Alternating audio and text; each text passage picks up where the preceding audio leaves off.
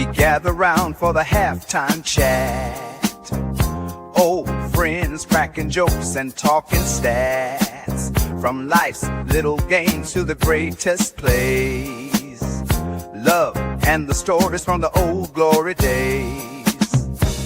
With Philly's heart and Coach's cheer, we break it down every moment, dear. Life is a team and we've got the plan. Sports, love, and laughter, that's who we am.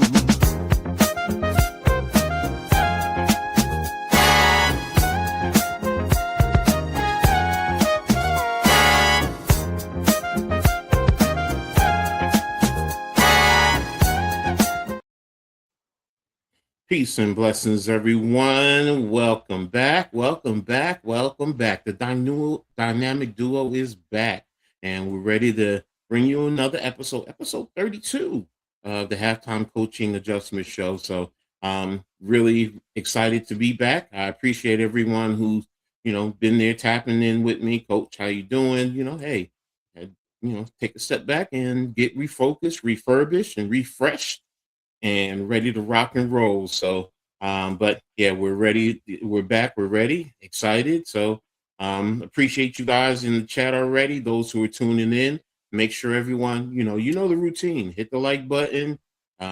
Share on all your social media platforms. Subscribe. As my man TP would say.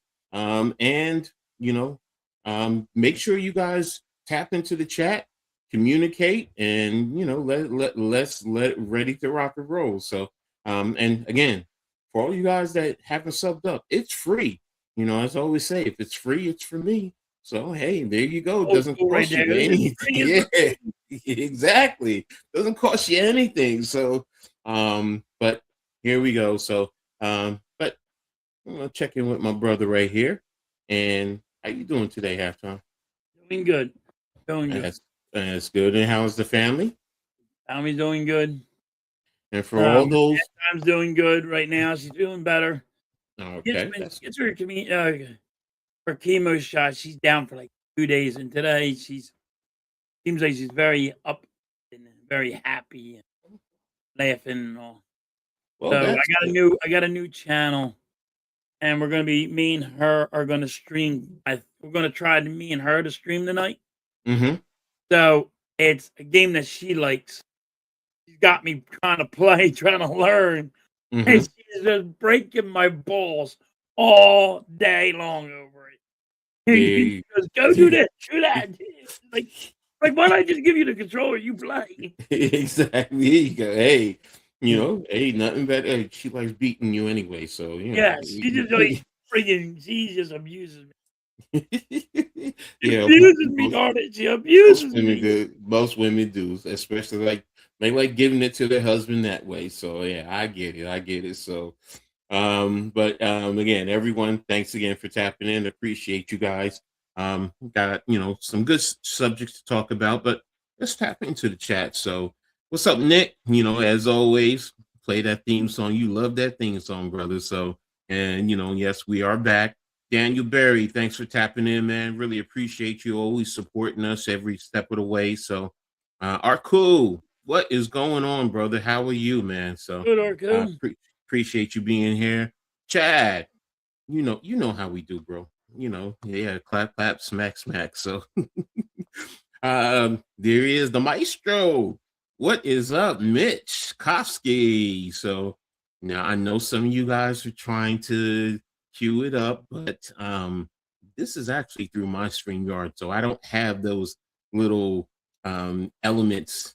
So I'm sorry, guys. So what's going on, El Capitan Rafael El Fucho? What's going on, brother? We're gonna have to get you some of those things on your StreamYard. Nah. Come on, like jelly cake and all that. Come on. Come on, we got that's a good one.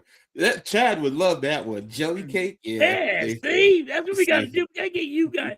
You gotta get your little free catchphrases going on. What's up, Merritt? Thanks for tapping in, man. We appreciate you, man. Good, man. Chad saying what's up to Vic. Leon, no matter your status, the heart today, remember this truth. God love you first. True indeed. His love is unconditional, faithful, and forever, and deeply loved today. Always happy Valentine's Day. Yeah. To those who celebrate, happy Valentine's Day. But I got a little rant in reference to that in a second. So peace and blessings always. And Bless. Merrick, thank you. So and Philly halftime coach, great afternoon. Same to you, Charles, man. Thank you for tapping Charles in, is brother. in the building. You're the man, Charles. Yes, Appreciate sir. you. Here you go. He said it best. Hit that like button. So there you go. So I said I was going to rant a little bit about Valentine's Day, and I do have it. And don't want to take away from those who do celebrate and enjoy it. You do embrace it, go full out, do you. You know, for me, it's always been an antagonistic type of holiday. And here's why. My birthday is the day before. So yesterday was my birthday. And all my life, I have been teased, abused in terms of Valentine's Day, no matter what. What, you couldn't wait one more day? What? And on top of that, those women that I was dating, sometimes they didn't want to. Oh no, we don't have to do for your birthday because Valentine's is the next day. So, wait a minute, it's my birthday. At least your birthday, you know, I'm going to celebrate you. At least celebrate my birthday, and Valentine's will do so. No, you know, Valentine's. It's a woman's thing. You're the man. I'm not worrying about your birthday. Oh, okay. Okay. So, just abuse me and totally shred my birthday because that's supposed to be my special day, right? But no, because my birthday is before Valentine's Day. Mm. But all the names, oh, you're the big teddy bear, you're the love bear, all that stuff growing up. Imagine a kid, 13, 14, 15, getting teased because of Valentine's Day.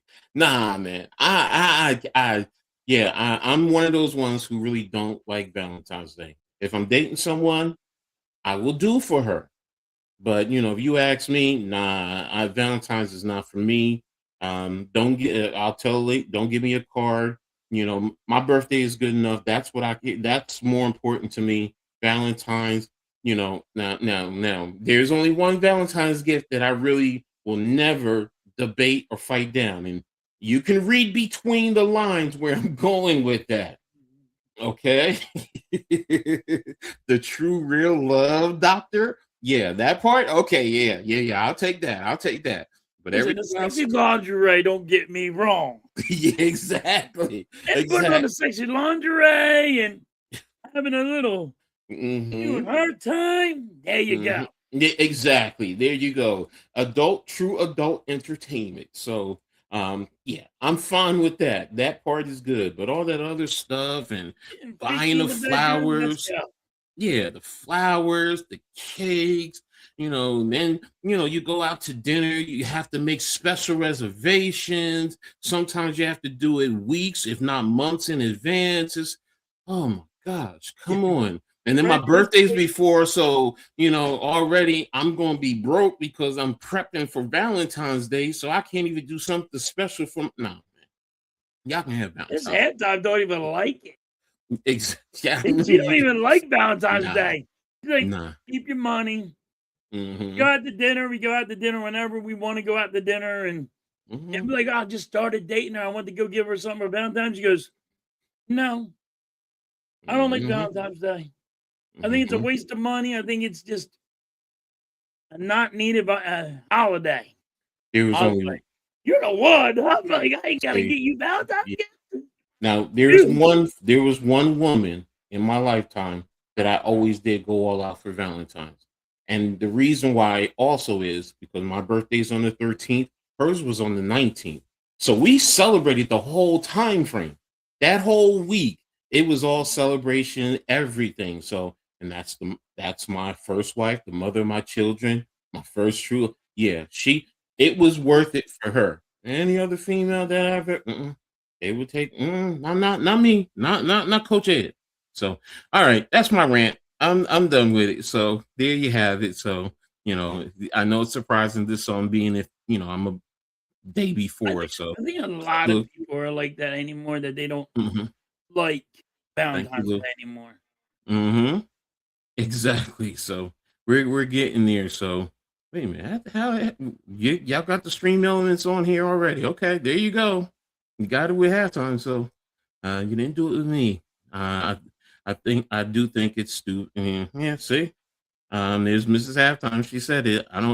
I didn't mind going all out for women who go out for me, but I haven't. Yeah, most of them are like that. They don't want to do for the men. So, and I get it. You want your special day. To me, it's like it's your birthday. It's your Yeah. birthday. Let's celebrate. It's your birthday. Come on. But It's Valentine's your Day, birthday. yeah, How and about the Valentine's Day is queen? another money grab. To really be honest with you, because That's all it is. They the they can. rank up the prices on the flowers. Mm-hmm. Flowers they would sell any other time, $10, $50. The, Candy the goes exactly. up $25 to $30 for a box of candy that should be like $7. Mm-hmm. Mm-hmm. Do you know back and man, I went to the local CVS because that's where sometimes the cards the cards that were $1 back then were $5, and on the 11th the cards were $1. On my Yeah, birthday, they were prepping and they were up to $5. The yeah, little Russell crazy, right? little candy boxes that you always have, whether it's in the heart or the little yellow box or whatever, like you said, they were a couple bucks. Yeah, they were up to $20, $25. It's what? I'm like, Yep. okay, I get it. And then guess what? A couple of days after Valentine's Day, the prices go back down. Come They're on on now. sale, We're not. 50% off. Yeah, And it's like, exactly. and when it all matters is you say it's 50% off or 75% off. It's at the regular cost. Exactly. You're Exactly. not giving nobody a deal.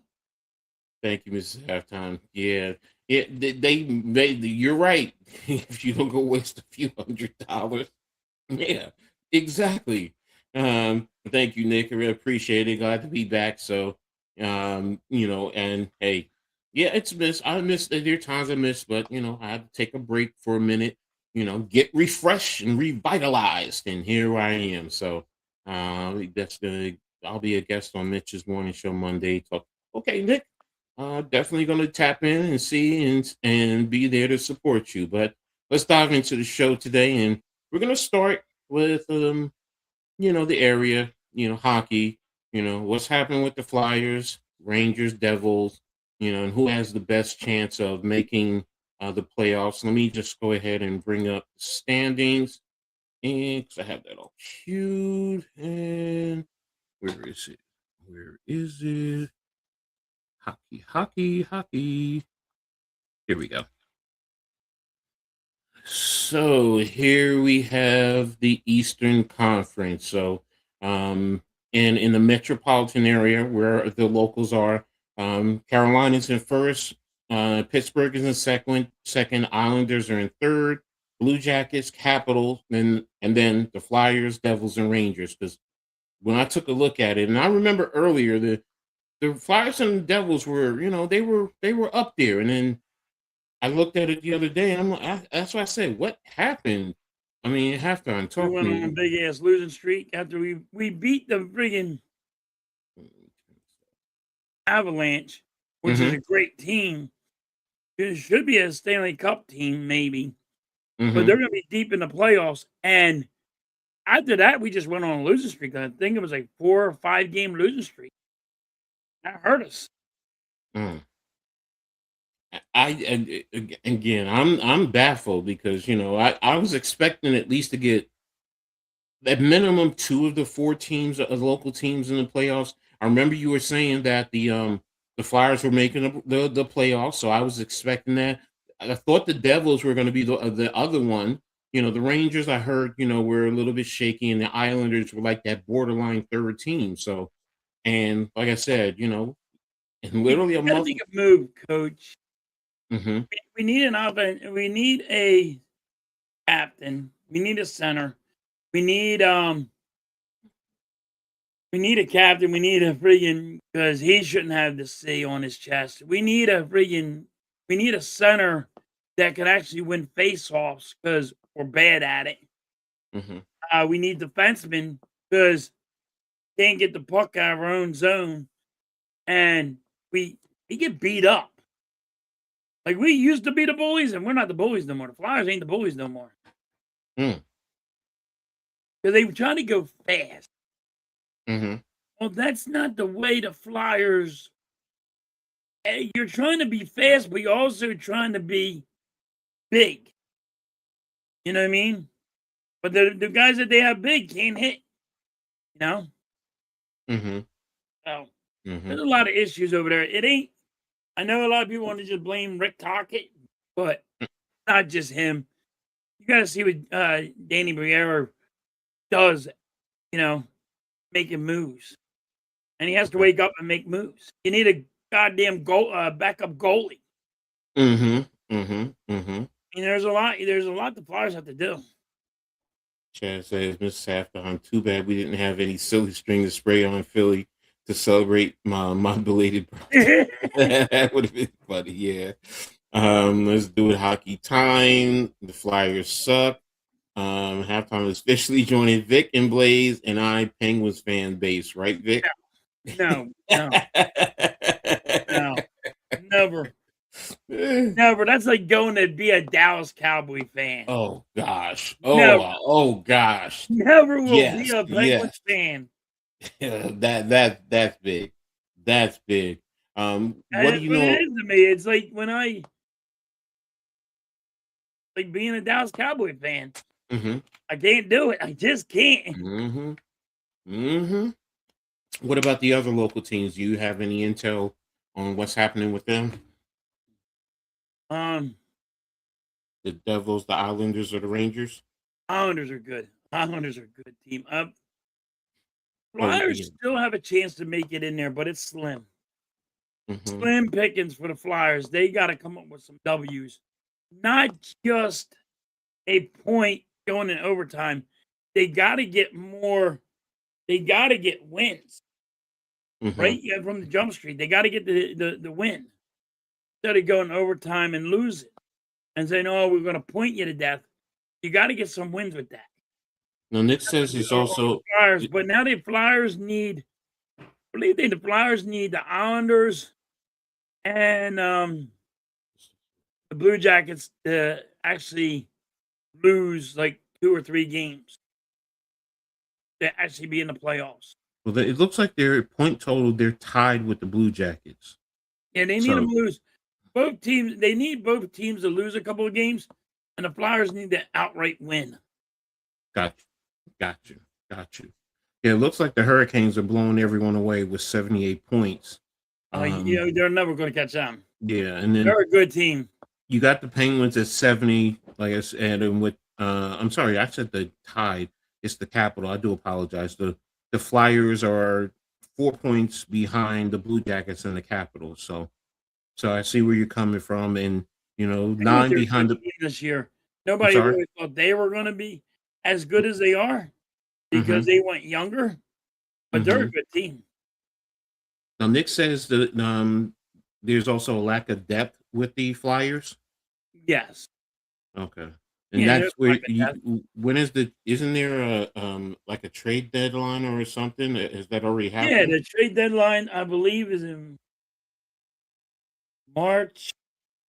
Okay. I forget. It's somewhere in March. It's coming up. Lou says the Flyers coach was doing fine early in the season, then the losing streak. Now all of a sudden he sucks. I don't even think you can evaluate the coach that fast. It's only between half a season. This is about the players. Right. Mitchkov is fucking doing horrible. Coach, you'll understand this. Mitchkov is not in game shape. In any sport, when you hear this player's not in game shape. It's over half the season, and this guy is not in game shape. Why in the hell is this guy's. Why is the coach supposed to? How does the coach put this guy on ice if he's not in game shape? Mhm.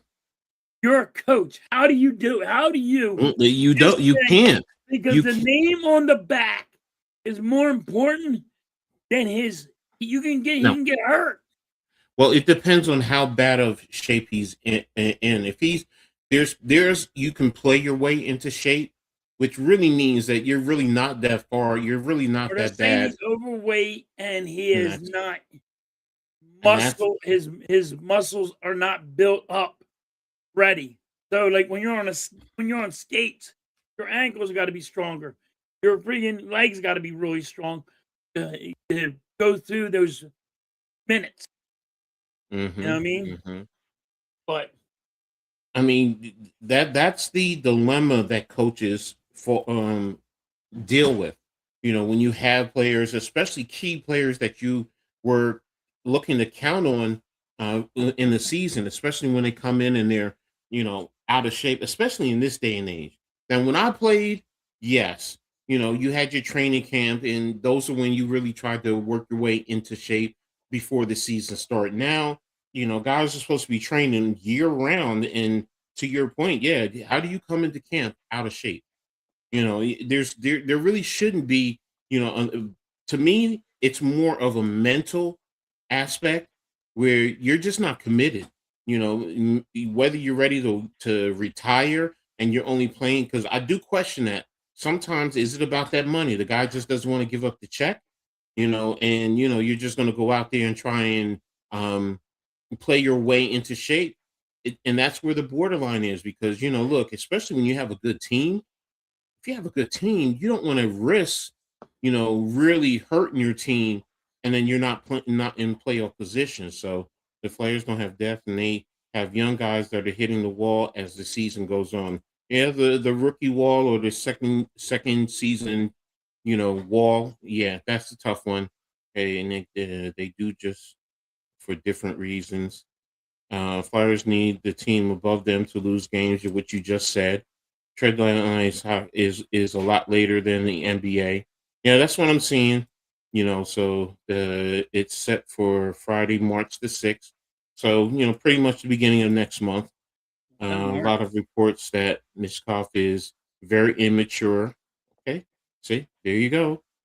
Should have let halftime Google it. Why would I Google it when I just said it was in March? Damn it! Yes. What the fuck am He I was scouted googling? in Russia as a star. He carries himself like a guy who thinks and he is a star already. Arrogance. Also, it's been reported he is lazy and the other players don't like playing with. And see, that's the thing, man. You're messing with the chemistry. All of that comes into play. So now it becomes of, is it addition by subtraction? Do you get rid of him? Can you get rid of him? Because right now, like I said, it sounds like you said, if he came into camp out of shape, and he's a veteran player and he's supposed to be a star player, then why are you coming in out of He's shape? still he's only been in the league for, I think it's 2 years. Oh, he's a young player. Okay, he's He's a still learning. very young player, but he has the upside of being great. But when you already come out like I'm great and you're supposed to play me Mm, all the time and I'm not going to be in game shape. It's half the season and I'm still not in game shape. How hmm the hell are you? And like you're going to blame this on the coach? No. You're supposed to blame this on the coach that this guy is not in game shape. Well, Don't when he, blame the player that's not in game shape. That he's not. If you put him on the ice, or you put him on the field, or you put him on the court, wherever, it's easier for them to get hurt. They're in hmm ACL, anything. he's only 20. Okay. Yeah. All right. He's I thought he was well, 21, but still. let me. Are there any true veterans on the team that can grab him by the ear and pull him to the side? So it's a Not this young day and team. age. Not no more. Not this day and So age. So that's a problem right there. And you're going to continue to run into that problem because somebody needs to, or someone in his camp, when he's not, when in the off season, needs to pull him by his ear and sit him down and talk to him. Look, you are a professional athlete. This is how you're supposed to carry yourself during the off season. You should be training. You should Yeah, be prepped. it's not like that anymore, coach. You can't talk to players because they're soft.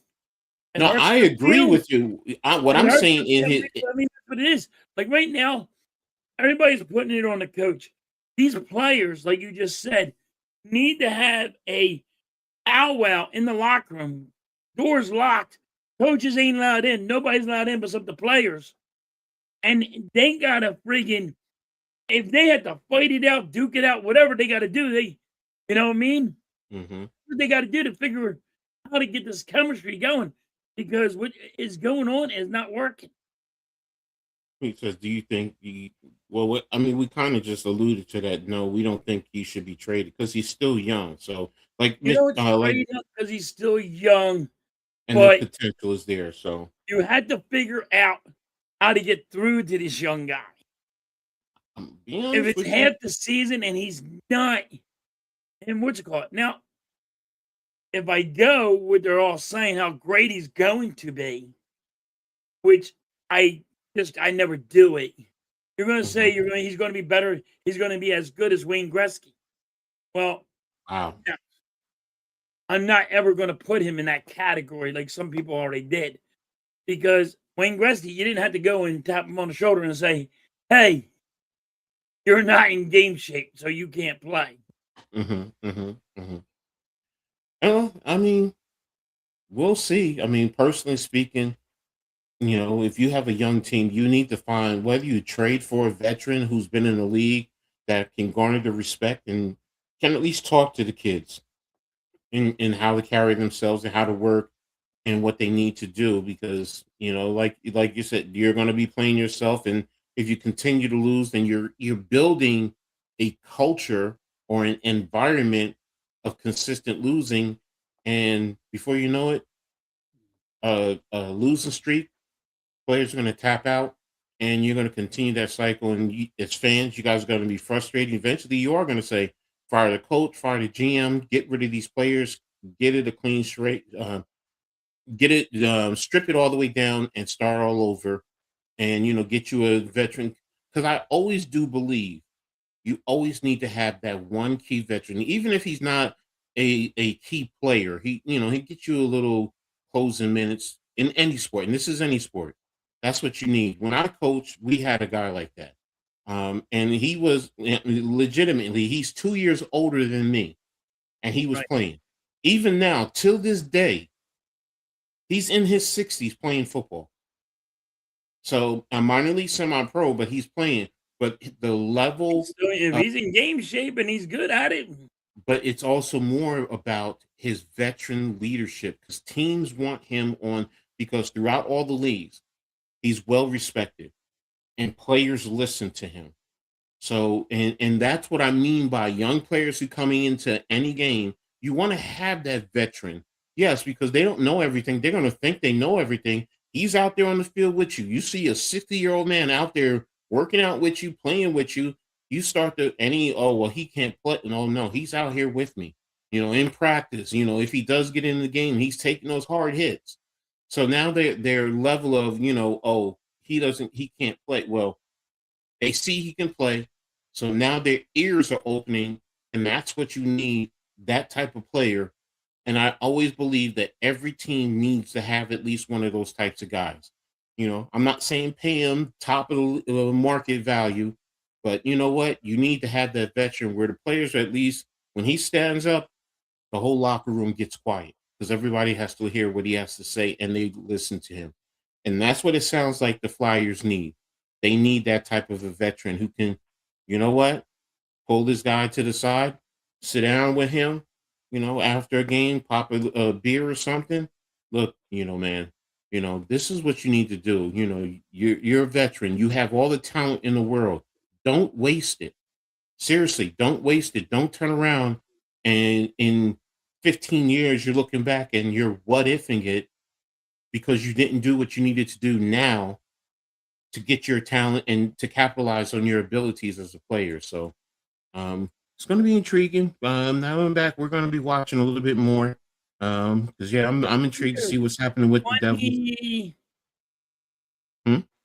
games or 23 games left Okay. in the season. Mm-hmm. Mm-hmm. I think that's what it is. I think that's the number. Okay. Maybe it's more, but I think that's the roundabout number. What's the normal games that you play in a season? Huh? How many games do they play in the I think it was season? like 86. Okay, 86. The Flyers have already played 71. Wait a minute, 86. Oh no, it's 25 and 20. 25 and 20. So they played. Oh no, they played. Wait a minute, is that? Oh, it's 82 games. They've played. Okay, the game plays. They played 56. So if it's 82, they have another 26 games to play. Yeah. Okay. Okay. There you go. They play 82 just like the NBA. Okay, there we go. So we're gonna be stay tapped in and we're gonna see what happens as we go along. So good talk there. They're on an Olympic break, right? Break now, obviously. Right. Okay. Okay. Well, we'll see what happens as we go along. So now we're gonna go ahead and transition over to the baseball. And we're gonna talk about both the Yankees and the Phillies all season. Your head just went. We gotta talk about the Phillies that didn't do a goddamn thing. Oh, bro, I understand. So, let me see. We're gonna pull up. You mean to tell me the Pirates are gonna do more than the Yankees and the fucking Phillies?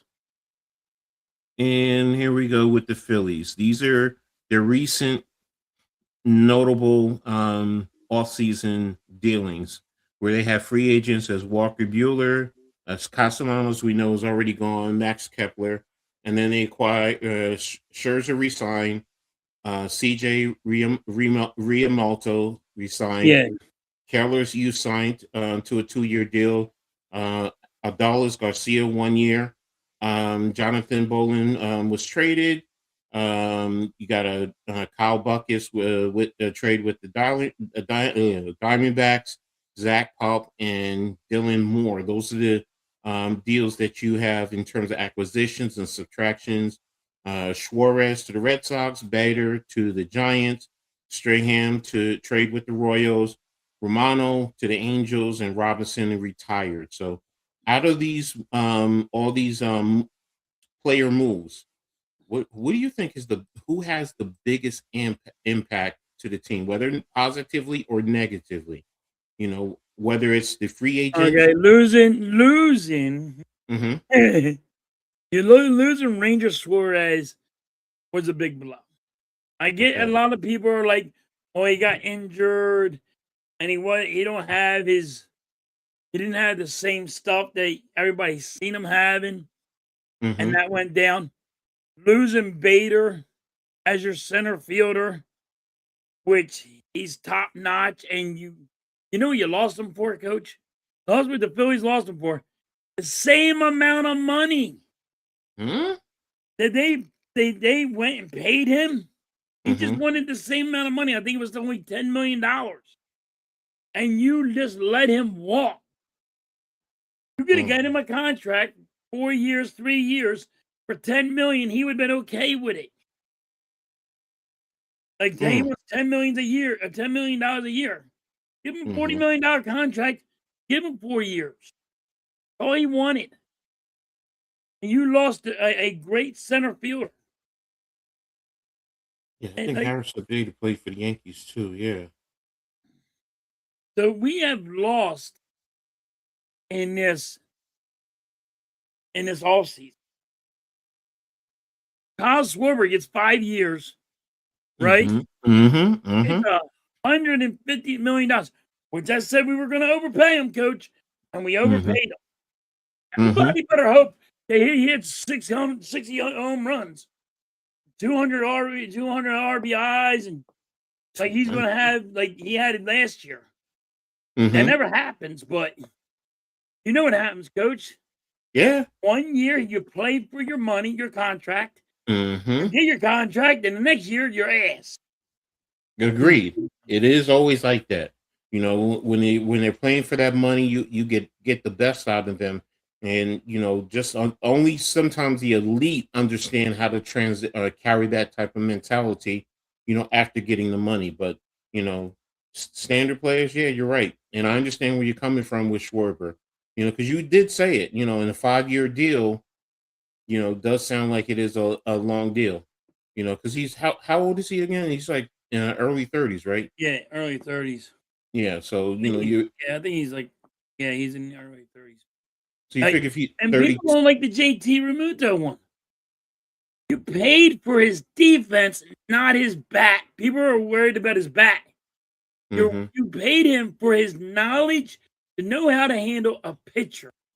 And you have a guy that is probably still the best pickoff guy in the league, best pickoff catcher in the league. I Mm-hmm. mean, that's why you signed the JT Remoto. That's why you needed to sign him back.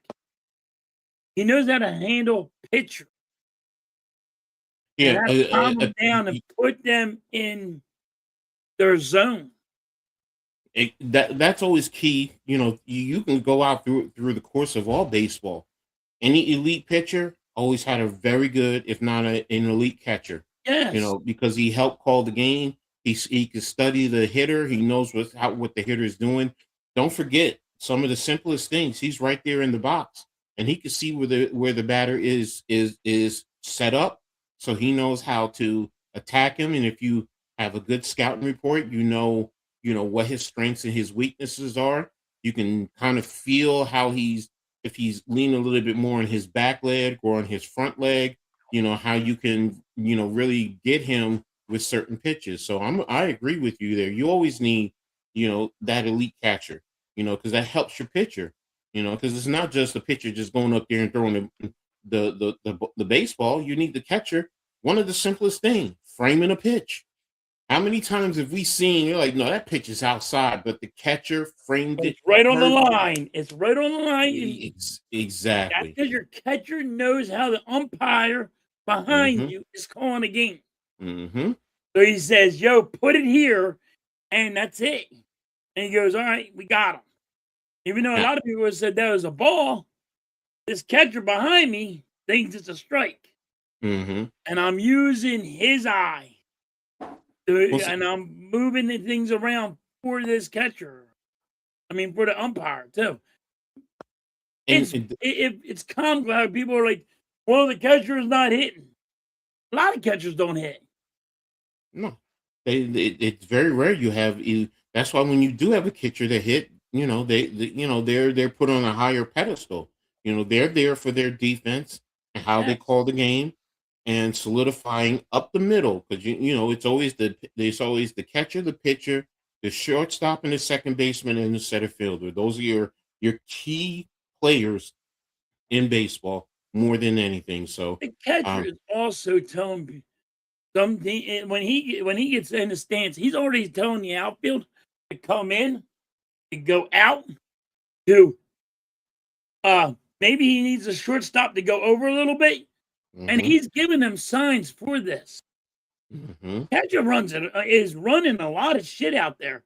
People don't understand. He thinks just swinging a bat and catching a ball back there. There's a lot of movement because maybe you need a double play, and they're trying mhm, to get this guy to hit it to the shortstop so they can get to the mhm, double play. mhm, mhm, Catchers mhm. do a lot more than people think, Yes, and they do. JT's good at it. I'm Yes. glad to see they got him back, but Well, I have a question for you because with Bader being gone, is Garcia, is he good enough? Is he a center fielder? Can he? no, he's going to be the right fielder. Crawford's going to be the center, the rookie. They're gonna bring up they brought up Crawford, and he's gonna be the center fielder. So you're putting the center. Garcia is done.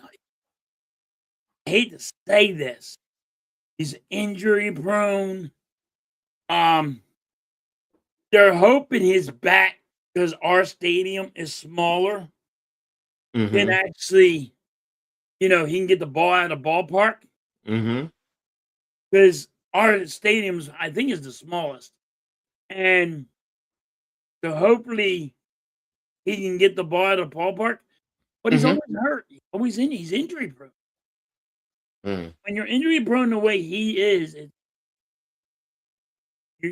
that's why you only paid him $10 million for 1 year Okay. to see what he See, has left in the tank. you're taking a flyer on him. I got you. But Yeah, see, now you just said they're paying him $10 million when you probably could have given that to Vader, right? yeah, You know, yeah. and that's a veteran guy, so which makes no sense. So, and what's up, John Z? Thanks for tapping in, man. Appreciate you. Make sure you guys, everyone, make sure you guys hit the like button. If you haven't already done, subscribe. All the information is there in the description. You can tap into Halftime, myself, the Hardcore Sports Network, the Aboriginal Sports Network. We're streaming on all these platforms for you. So, bring you a great show. So make sure you guys tap in and hit the like button and sub up because it's free. If it's free, it's for me. That's that great saying. So there you go. So, well, there you have it in terms of the Phillies and for the Yankees. Oops, come on. I don't even know what you guys did. Do you guys do anything? We have Jake Cousins, who's a right-handed pitcher, who's a free agent, and here's our acquisitions: re-signed Cody Bellinger, Trent Grissom, re-signed, traded for Ryan Weathers. With the Marlins, Yarbrough re-signed for a year. Goldschmidt re-signed for a year. Rosario, Blackburn re-signed, brought up signed DeJong off a league deal and a trade with the Rockies for Chavelli. And really what the Yankees are doing is pretty much running it back. That's really Yeah. what they're doing. They're running it back. And the key is going to be on some of the pitchers who are out. They're going to be out at the start of the season. But talking with NYG about this on Wednesday, when you really think about it, the Yankees were tied with the Blue Jays for the top position in the American League. So realistically, as much as Yeah, we but injuries complain, hurt you, right? yes, injuries what really hurt, but we were still, and that's the thing. Think about that. The Blue Jays were number one in the American League, and the Yankees had the same exact record. So think about that. If the Yankees had won the series, then that's why the Blue Jays got the top record because they won the series head to head with the Yankees. If it was the other way around, the Yankees would have been the top team in the American League. So through all the injuries, and you're going to get Cole and a lot of the key pitchers who are going to be at the top end of your rotation, if you can get them back, right now I see why and understand. As much as I've given Cashman and Bone a lot of flack, especially with the analytics, really irks me. But when you sit down and I take my emotion out of it and I look at the facts, they're a good baseball team. They really are. And now are they at the Dodgers level right now? That's something for debate. But remember, the Blue Jays went toe to toe with the Dodgers. So Right. if the Yankees can get especially their pitching, if they can solidify their pitching, and you don't have those injuries that are devastating. If you have a little nick here or there, maybe you sit a guy for a game or two just to give him a break because it is a long season. You could be right back there competing for the American League, East. Now, the East is going to be tough because the Blue Jays are going to be tough. The Red Sox have stepped up their game. The Orioles have stepped up their game. And the Rays always seem, no matter what, they could be at the bottom of the division, but they always give the Yankees trouble. So, and the American League is not murderer's row outside of the AL East. No. I mean, you got Seattle, who's who's a good team. Houston, the cheaters, they're still a team that you got to respect. Yep. I mean, they, yes, are cool. What's up, Iman? Thanks for tapping in. Yes, they have fundamental issues. I agree with that. But even with all these issues, they're still one of the top teams in the American League. And if that's the case, That's the only thing I thought hurt the Yankees. You had so many injuries. yes.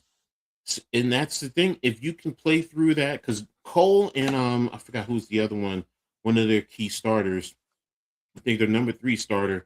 They're going to be out at the start of the season. But if you get them in, you work them in slowly towards the end of the season, because that's really what you need them for. And they kind of play the way they did. Now, Aaron Boone is going to be key to everything with the Yankees. And if you can get Stanton to give you a little bit of what he gave you last year, I mean, they have a good squad. They really do. Now as a Yankee fan, my expectation is championship or bust. I mean, thank you, George Steinbrenner. That's what you groomed us for as fans. 27 championships through the course of the Major League history. No one else is close. So, yes, our expectations, are a little bit out there as Yankees fans, but as a fan, that's what you want. You want your team competing for championships. And they have a squad that can, as long as, and the biggest thing is Judge, to me. Judge has Always. to, yes. But you built the team around him, didn't you? For the most part, yes. For the most part, the team really is built around him and Garrett Cole. So I mean, the pitching is always going to be key with the Yankees. They're starting and their bullpen. Who's going to be the closer? We don't have a Mariano Rivera. I'm sorry. I trade bullpens with you. Our bullpen is not as elite, is not as good as you think, man. It really isn't. Coach, I bet yours is better than mine. Okay, I'm not going to get into that, but Look, yeah. Hold on. At least we got Painter. I've been dying for this kid, but now I'm concerned because he just had Tommy John surgery. And last Iron Big game he played, he didn't play all that good. Okay, and see, that's the thing. So, the thing with the Yankees, the home runs, they key on the home runs. They want to hold home runs. But Bellinger is key. He's important to what they're trying to do. He helps with Aaron Judge and even Stanton. Like I said, the thing with Stanton, now Stanton can at least knock out and give you 30 to 40 home runs. Then that lineup becomes a little bit different. Bellinger, if he gives you 20-ish, I mean, you still have Jazz who can give you 15 to 20. So there is a lineup there that is like, okay. Goldschmidt coming back too. That's the one thing the Yankees don't do. They don't put the ball in play per se. Yeah. Pardon me. Sorry. As halftime always talks about, they don't do the small ball. Phillies don't play. Yeah, the Phillies don't have that. Arco was saying, put the ball in play. They don't have that hitter that can be. They can't just put the ball wherever they want. They don't have that guy. No, they don't have them guys. Those errors are far and few. Tampa Bay. That's that one. You went back in the day with that one. Yeah. Or yeah. I like it. I like it because that's how it's a placement hitter. And that's the problem with I call a placement hitter, and that you could put it in left field, where you're on the baseline, right on the foul line, and it's going to be good. And it's going to hit the wall, and you put anybody there. These guys are just swinging for the fence. That's why we miss Derek Jeter, man. Derek Jeter was and he was a master at hitting away. He would hit the ball to left field. He would definitely hit the ball to left field, just like you said, down the line.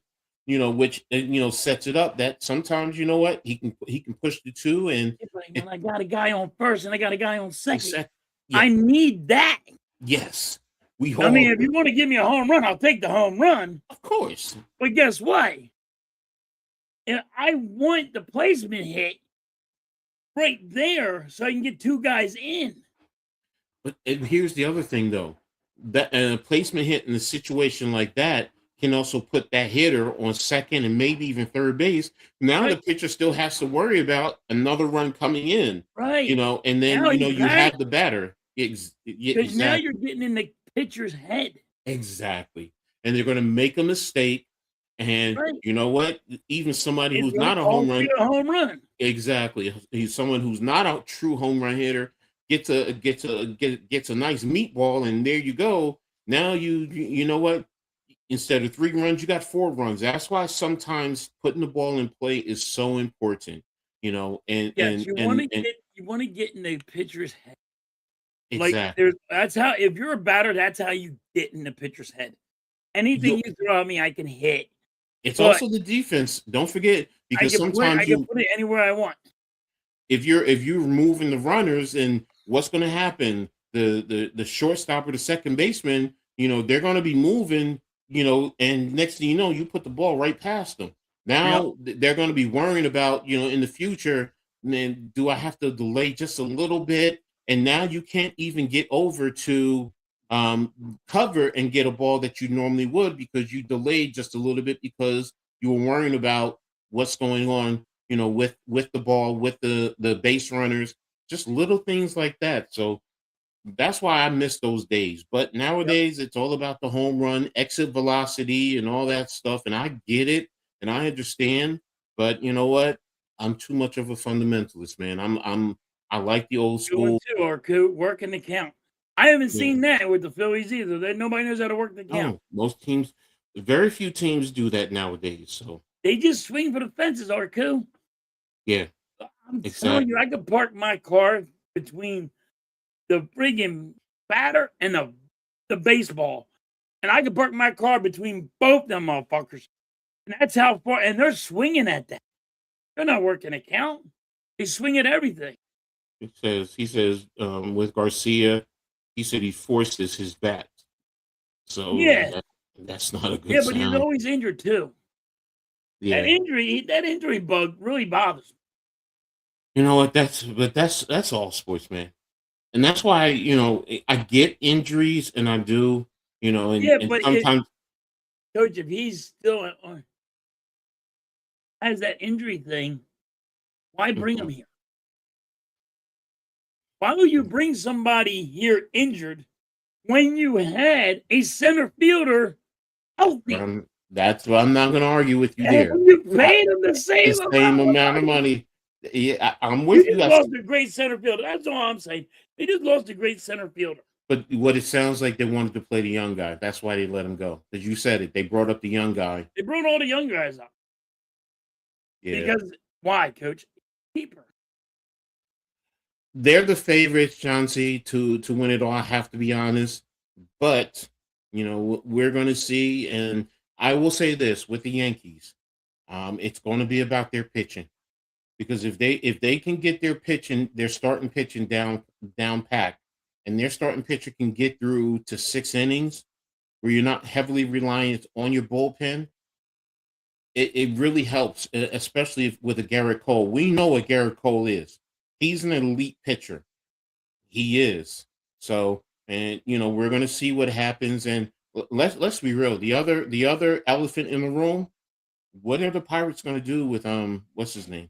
I know he's a young pitcher, but if they're continuing and he says he wants out, what are you going to do? Well, Because they're that putting may people around them now. So, I mean, they actually made moves and they're going to pay him. okay, They got to okay. pay. They can't It's let him it's walk. not about the amount of the pitch paying him. I'm saying if he feels that they're really not trying to win. They will overpay. They got to overpay him.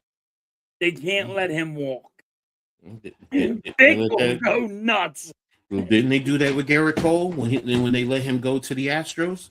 I'm Yeah. saying, I'm just saying. Look, if I, for baseball as a whole, I hope you're right.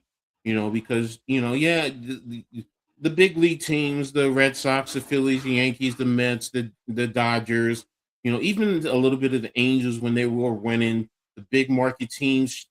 Yeah, it sucks when it's always those teams getting the money players. You do want the other teams to have those players, so you can have a little bit more parity across the full spectrum. But the other thing is the rules of the game. Right now, But do I think the Dodgers can win it all again? Yes, I do.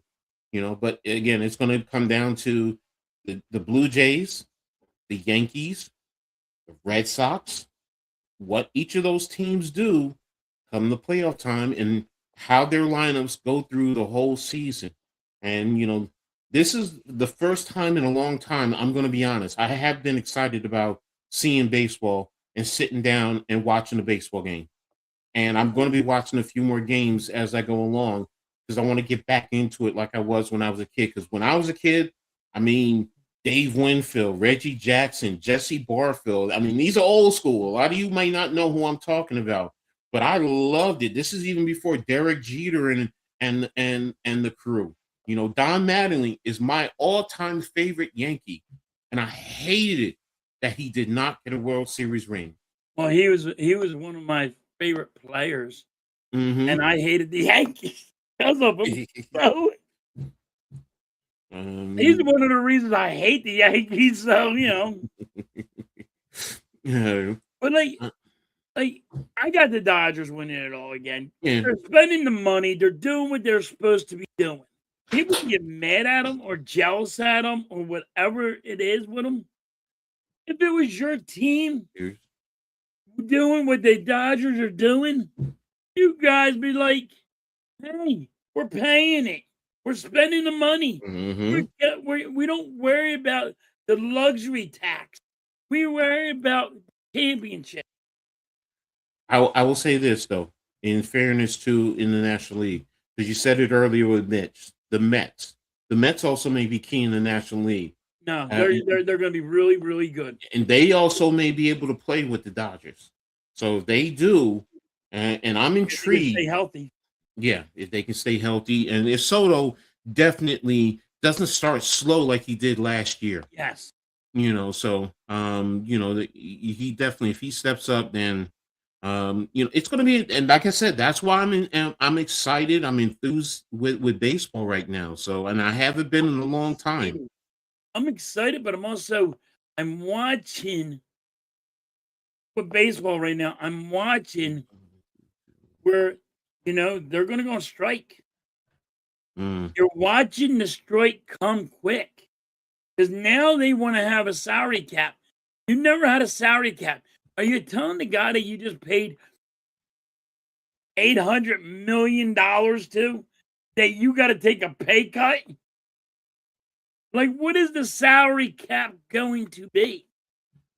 And they can't do it in baseball because now you said all this time, salary cap, what you call it? Mike Smith and all, Pete Rose and everybody, all them guys back in the day got this price up here. And now here it is.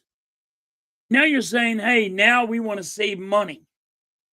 And that's crazy to me.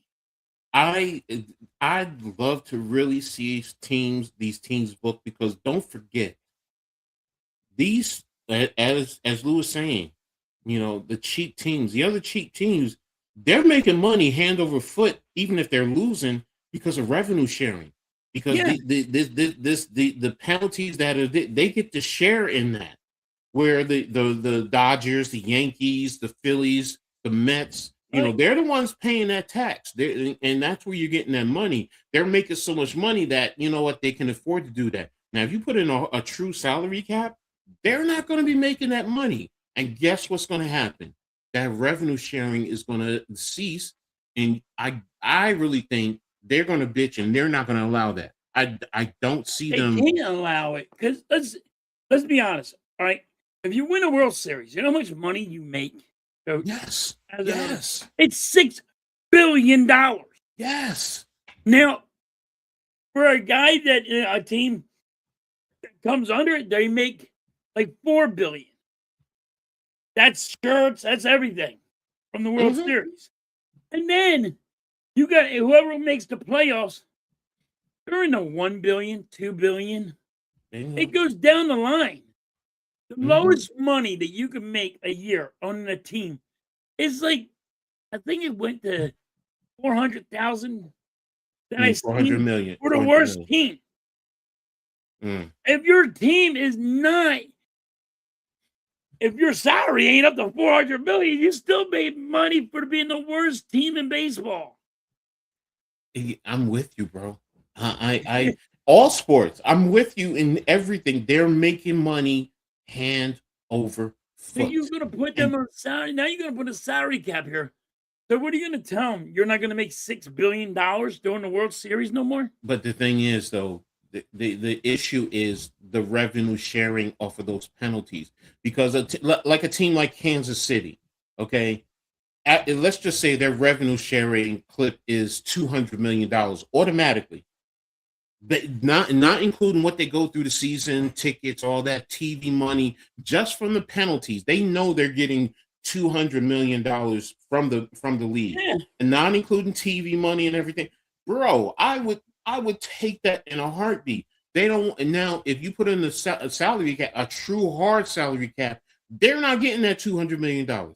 Right. So that's where I'm like, I can't see them agreeing to a salary cap. They're gonna tell no. I mean, you're not going to go and tell the worst team in baseball you're not going to be able to make any money. Vic has a great point. But go ahead. And I mean, you're just not going to do it. And like, are you going to say that there's not going to be a luxury tax no more? That you're not allowed over? But that's why I said a hard cap. That's why I said a hard salary cap is like the NFL. It is what it is. So you can't go over. There's no penalty.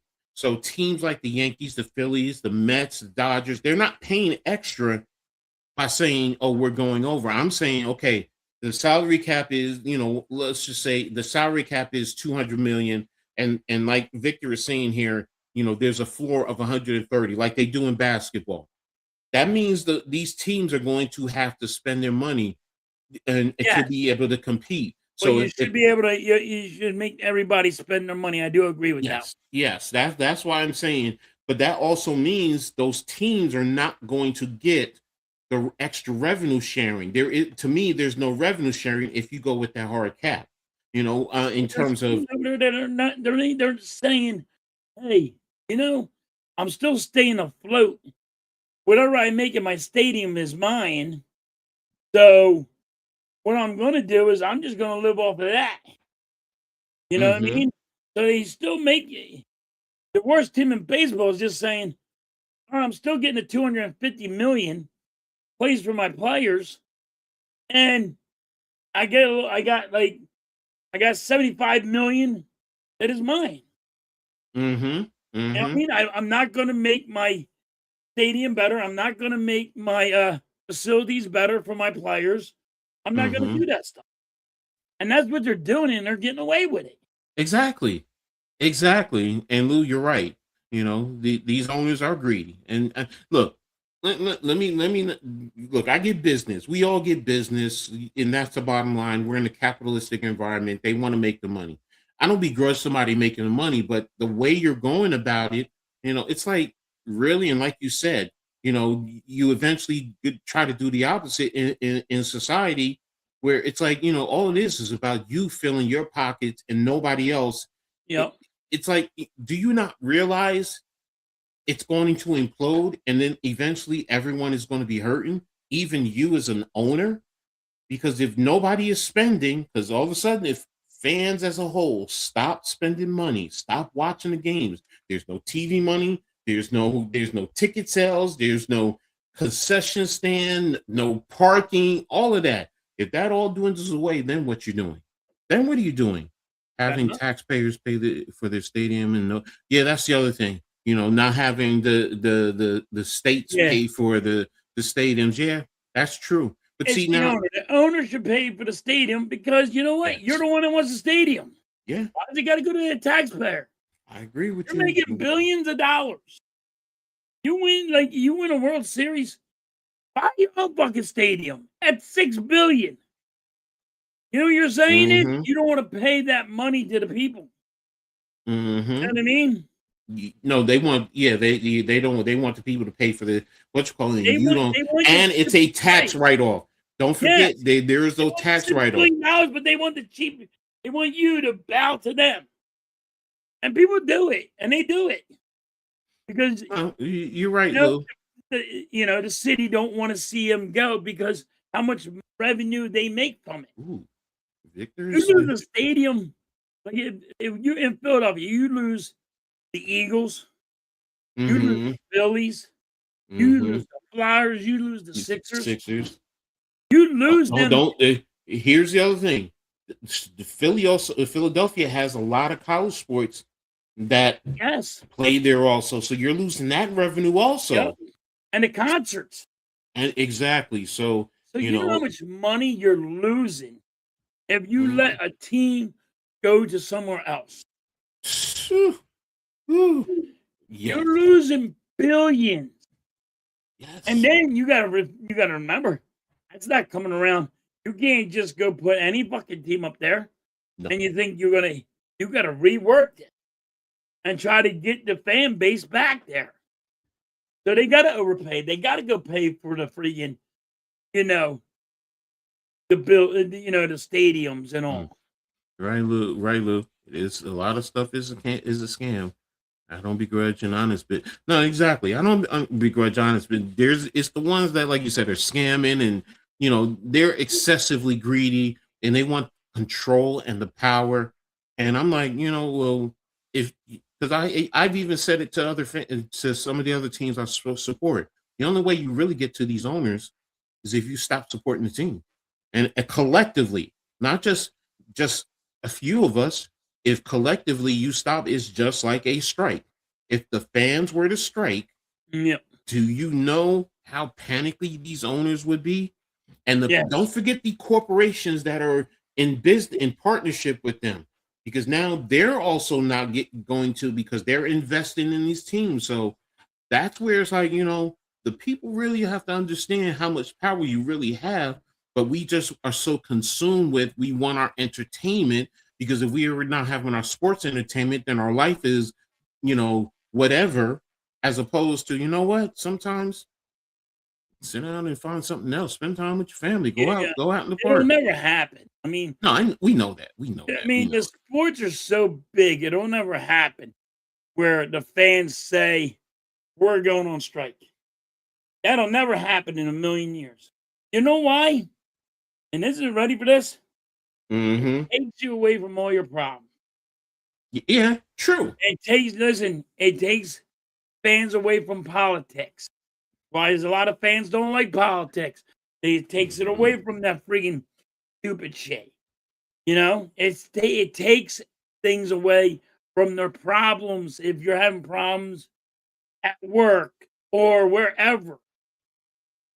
That's why, I mean, I know how they're putting politics back in the friggin' sports, and I hate that. But you're right. And now you're really even, that's why my fandom is so different. Because my dumb ass, I'll go on, turn on, look at the playbooks, look at film, watch. I get so much enjoyment out of something as simple as that, where the average fan is bored with it, where, I underneath my computer desk right now, I got stacks of playbooks right now where I can just pick up and I can sit down, notes, and so I get it. But the average fan, yes, you're stressed out. You want to watch the game so you can sit back and relax and root for your team. So Right. They're just trying to hide from the problem. Lou, and you said that this is a great philosophy, and you're right. The rich ruin society because they think they're separate from all of us. When society fails, it fails for everyone. They think their shit don't stink. It's all right. Exactly. But when it fails for everyone, then they're going to be panicking. So leagues are the same. No competition eventually kills. Yeah. It's a. I never looked at it that way. It's a Ponzi scheme. We play for the stadium, and they get all the profits. Just a way to get our money into the hands of the. Yeah, I never looked at it as a Ponzi scheme. That's a good one. That's a good one. I like that one. You want to leave Philly? Go ahead. You are leaving the most profitable sports. Hey. Now I think New York is the most profitable. Stop it. No. Yeah. No, seriously. Think about it though. New York, you have 2 football teams, you have 2 basketball teams, you have 2 professional baseball teams, you have 3 hockey teams. That's where you're wrong at. How? Because your New York football team's in Jersey. But it's still part. Well, wait a minute. South Jersey is technically part of Philly, just like North Jersey is part of New York. Stop! No, don't play double standard. Bringing those taxes come here, baby.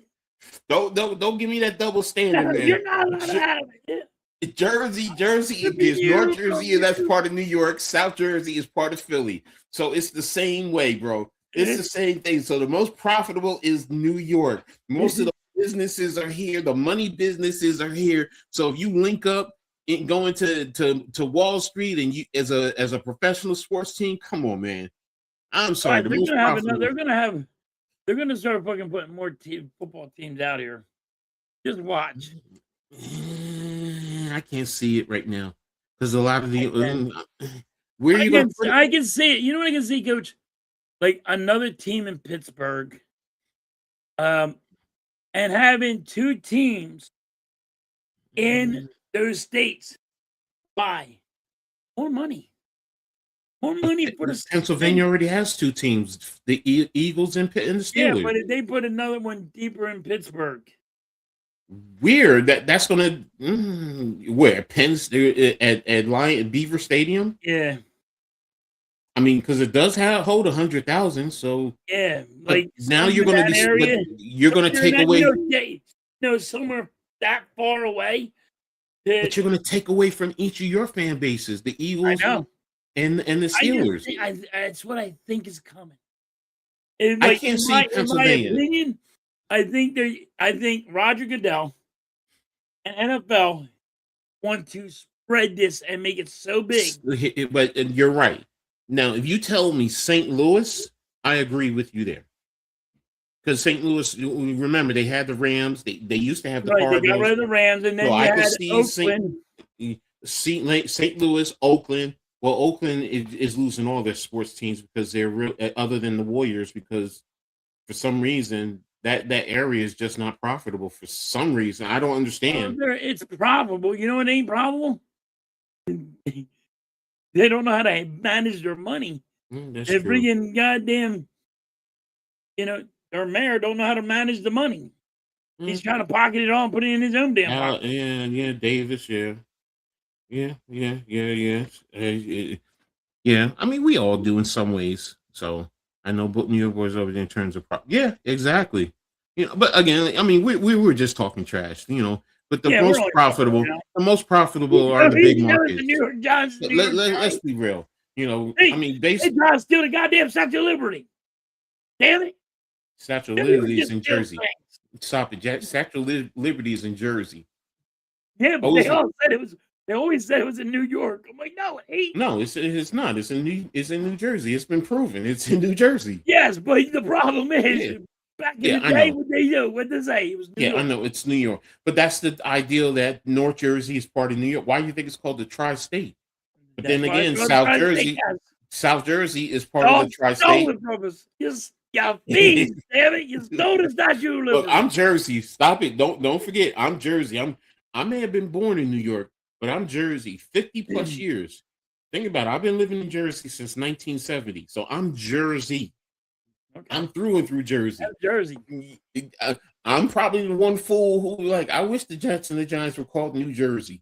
The New Jersey Giants and the New Jersey Jets. Then you could legitimately put a team into New York City. Imagine that. Imagine that ain't happen. That'll never happen. No, if you do that, I think it would really hurt the NFL. I think that would hurt. Yeah, it would. I think that would hurt the NFL. Yeah, it would, because it would hurt. The economics would be there, but I don't think the rest of the league would want that. Right. New York and be more a more transient city where our people from Philly tend to be from here. No, Lou, I know a lot of people in South Jersey who are Philadelphia sports fans. My dad lives down there. From South Jersey. I mean, South Jersey. A lot of the players from the Walt Whitman Bridge. Born and raised a Philly fan. A lot of the players, though, where do they live sometimes? In Jersey. A lot of them live in Jersey. Yeah, and you know where the players live? In South Jersey. Yeah, so I get it. I get it. I mean, my ex-wife lives down there, so I learned a lot about it. So it's just like, even the football players, basketball players, most of them live in South Jersey. Mm-hmm. Jersey is a real place. Stop it, Lou. Stop it. It's the most heavily dense state in the country. Think about that. Now, the benefit is we have multiple professional sports teams that we can root for. But, I mean, you remember the Nets were technically in New Jersey for the longest while until they moved to Brooklyn. And they only moved to Brooklyn because of economics. That's it. Otherwise, they'd still be playing in the Meadowlands. Yep. So, Jersey is a real place. Now, if you want to say Philly and New York is not a real place, okay, fine, whatever. You could say that. Jersey is real, man. And I'm proud of it. I'm proud to be from Jersey and be a Jersey. So when you meet a freaking Jersey person and you meet somebody else, they're like, you ate right. You just ate right. Where are you from? I was in Florida. And I was about, I was fishing with my brother. And we about to work on the beach. Mm-hmm. Lived in Florida. Said, yo, what you all about to do? We're going to go on the beach and go fishing. He turned on his fucking high beams. Fucking like 900 fucking alligators there. He goes, really? You got to walk down them steps and go play with them guys? I'm like, guess we can't go fishing here. They're like, where are you from? Jersey? Like, never mind, dude. He goes, yeah. Go back where you came from. What the hell is wrong with you? Exactly. So that's why they didn't want to come to Camden except for the practice facility. Yeah, the biggest sports market are Philly, New York, Boston, Chicago. Yeah, exactly. And I mean, to be honest with you, they really can support multiple teams in each of them. I mean, in each sport. Let's be real. But the rest of the country would suffer. That's really what it boils down to.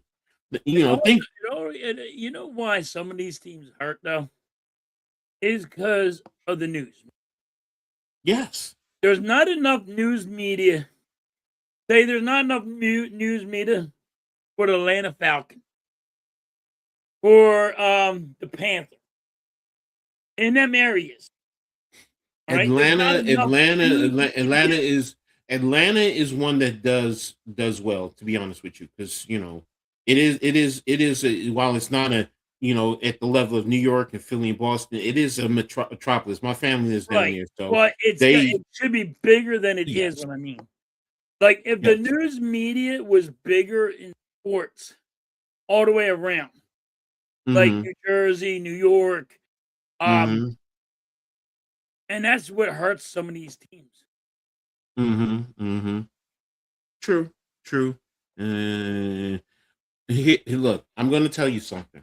Okay, places like Alabama, Nebraska, Iowa will not, in my opinion, this is my opinion. I don't have any facts. It's just my opinion and feeling. This is why college does well there. I don't think pro sports would do well there because they're so ingrained and consumed with the college sport. They're not going to support the NFL to the same magnitude as the college game. Right. And it's what they've had for years. It's kind of why, look, I'm a Rutgers Scarlet Knight fan. One of the issues that the Scarlet Knights deal with, they have multiple, and I'm not just talking about two. You got New York, and then you got Philly to the south, where Rutgers is located in central New Jersey. They're literally 45 minutes from New York, an hour and 15 minutes from Philly. Yeah. So in terms of media coverage, unless something big happens, then the New York and Philly markets come into play in terms of media coverage. But overall, on a consistent basis, no, they won't. Now, teams out there in the South and places like that, no, Alabama will not do well. I agree with you on that. I don't think like having an NFL football stadium in Alabama. Yeah, I don't think it survived because how big the college is. Okay, Lou, I got you. Okay. Yeah. In that's the thing. So I mean, I was raised in Philly. Damn it, I wasn't born in Philly, but I was raised there. My grandma lived there. Well, yes, it does. It has other populations, but New York in itself, New York City alone is, I mean, what is it, 7-8 million people just in the city, in the boroughs? Yeah. And that's not including Long Island and Staten Island. Yeah, you're not talking about, you're not talking about I mean, so. It's a matter of fact, New York's overpopulated. Yeah. That's why they have buses and fucking trains. Mm-hmm. But they take more than cars. Dude, you gotta Mm-hmm. in New York, you got to pay to park your car on the street. Mm-hmm. You know what I Mm-hmm. mean? You just can't pay park your car anywhere. Look, Jay. Yeah, I mean, it's interesting. It's interesting. Some people are. Well, I mean, look, New York fans are all over, man. I'm gonna be brutally honest. I think New York has every a fan of every sports team in the country. Seriously. I mean, now some are, of course, some are bigger than others. You know, that's normal. But you can find, like I said, I'm a Rutgers fan in the Big Ten. I've seen fans from Purdue living in this area. Purdue in Lafayette, Indiana. You wouldn't have expected it, but yeah. So There's yeah, fans there's all over the place. yeah, I Celtics. mean, I seen there's fans like you know, you're Vic, a what do you fan try of to?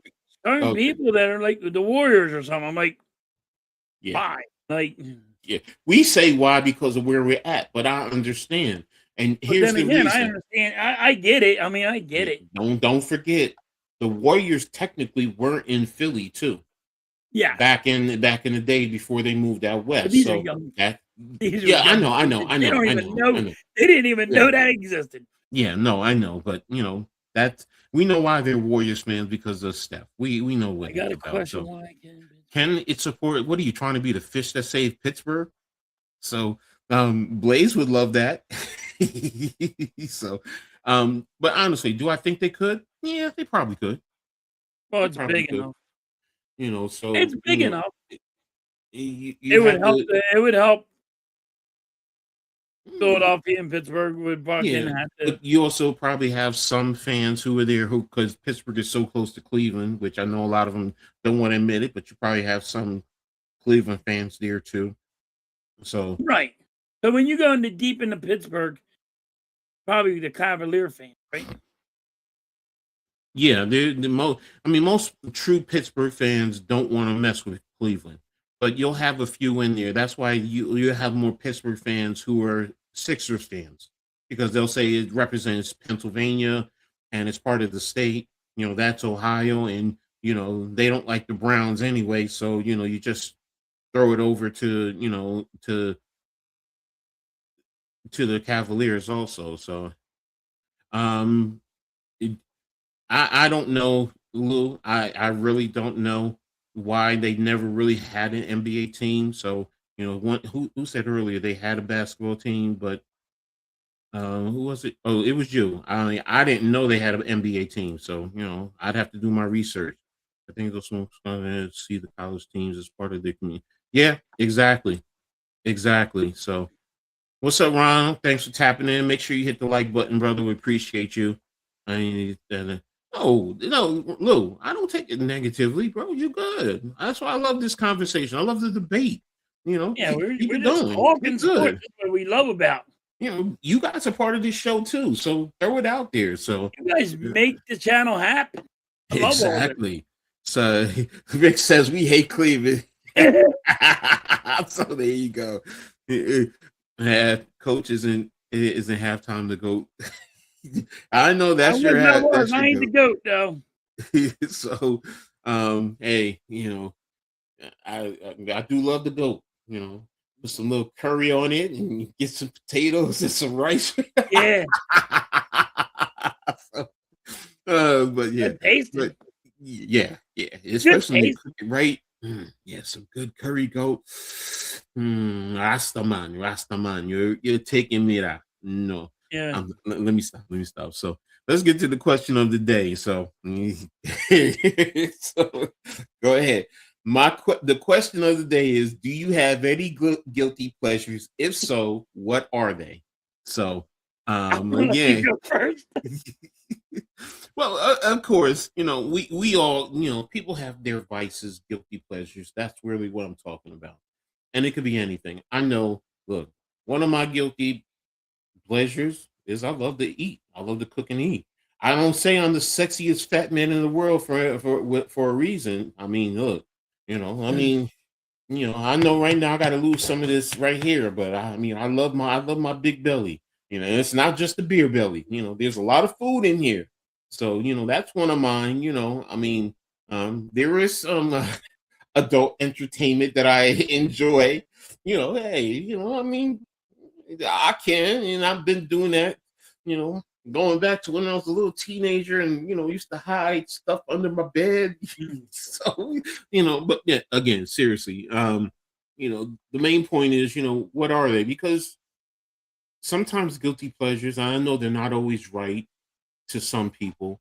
They feel that it's not right. And just to read the definition, just so you get a general idea, a guilty pleasure is something such as an activity or a piece of media that one enjoys despite understanding that it is not generally held in high regard or is seen as unusual.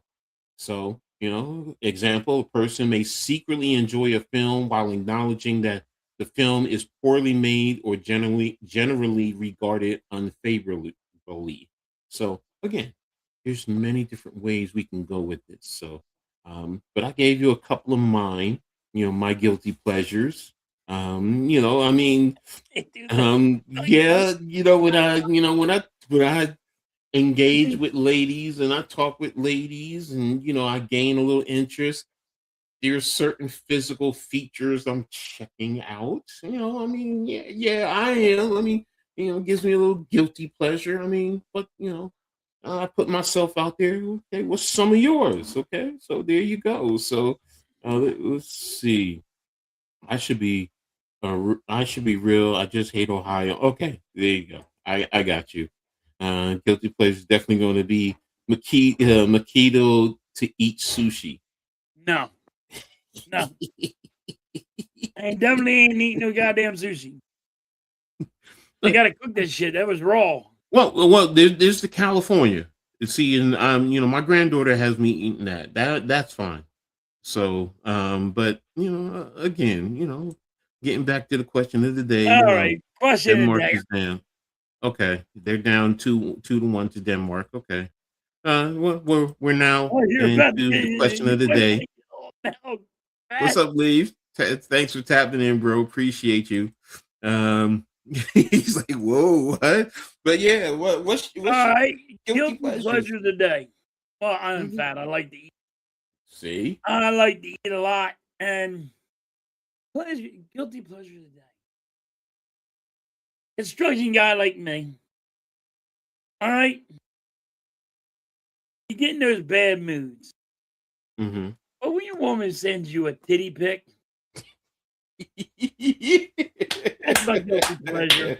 Makes you happy, makes you smile. There you go. Why you can't put on this on me, Coach? I didn't put it on you. I put it on me. No, I didn't. This is where it goes in my head. It goes like my guilty pleasures, and then you got people like want to check out your phone. You can't check my phone out. Exactly. Stay away from my phone. Look, this stuff. If you went into my phone, I'm with you. I put my phone. My phone, you'll be like, oh my God, guy is wrong.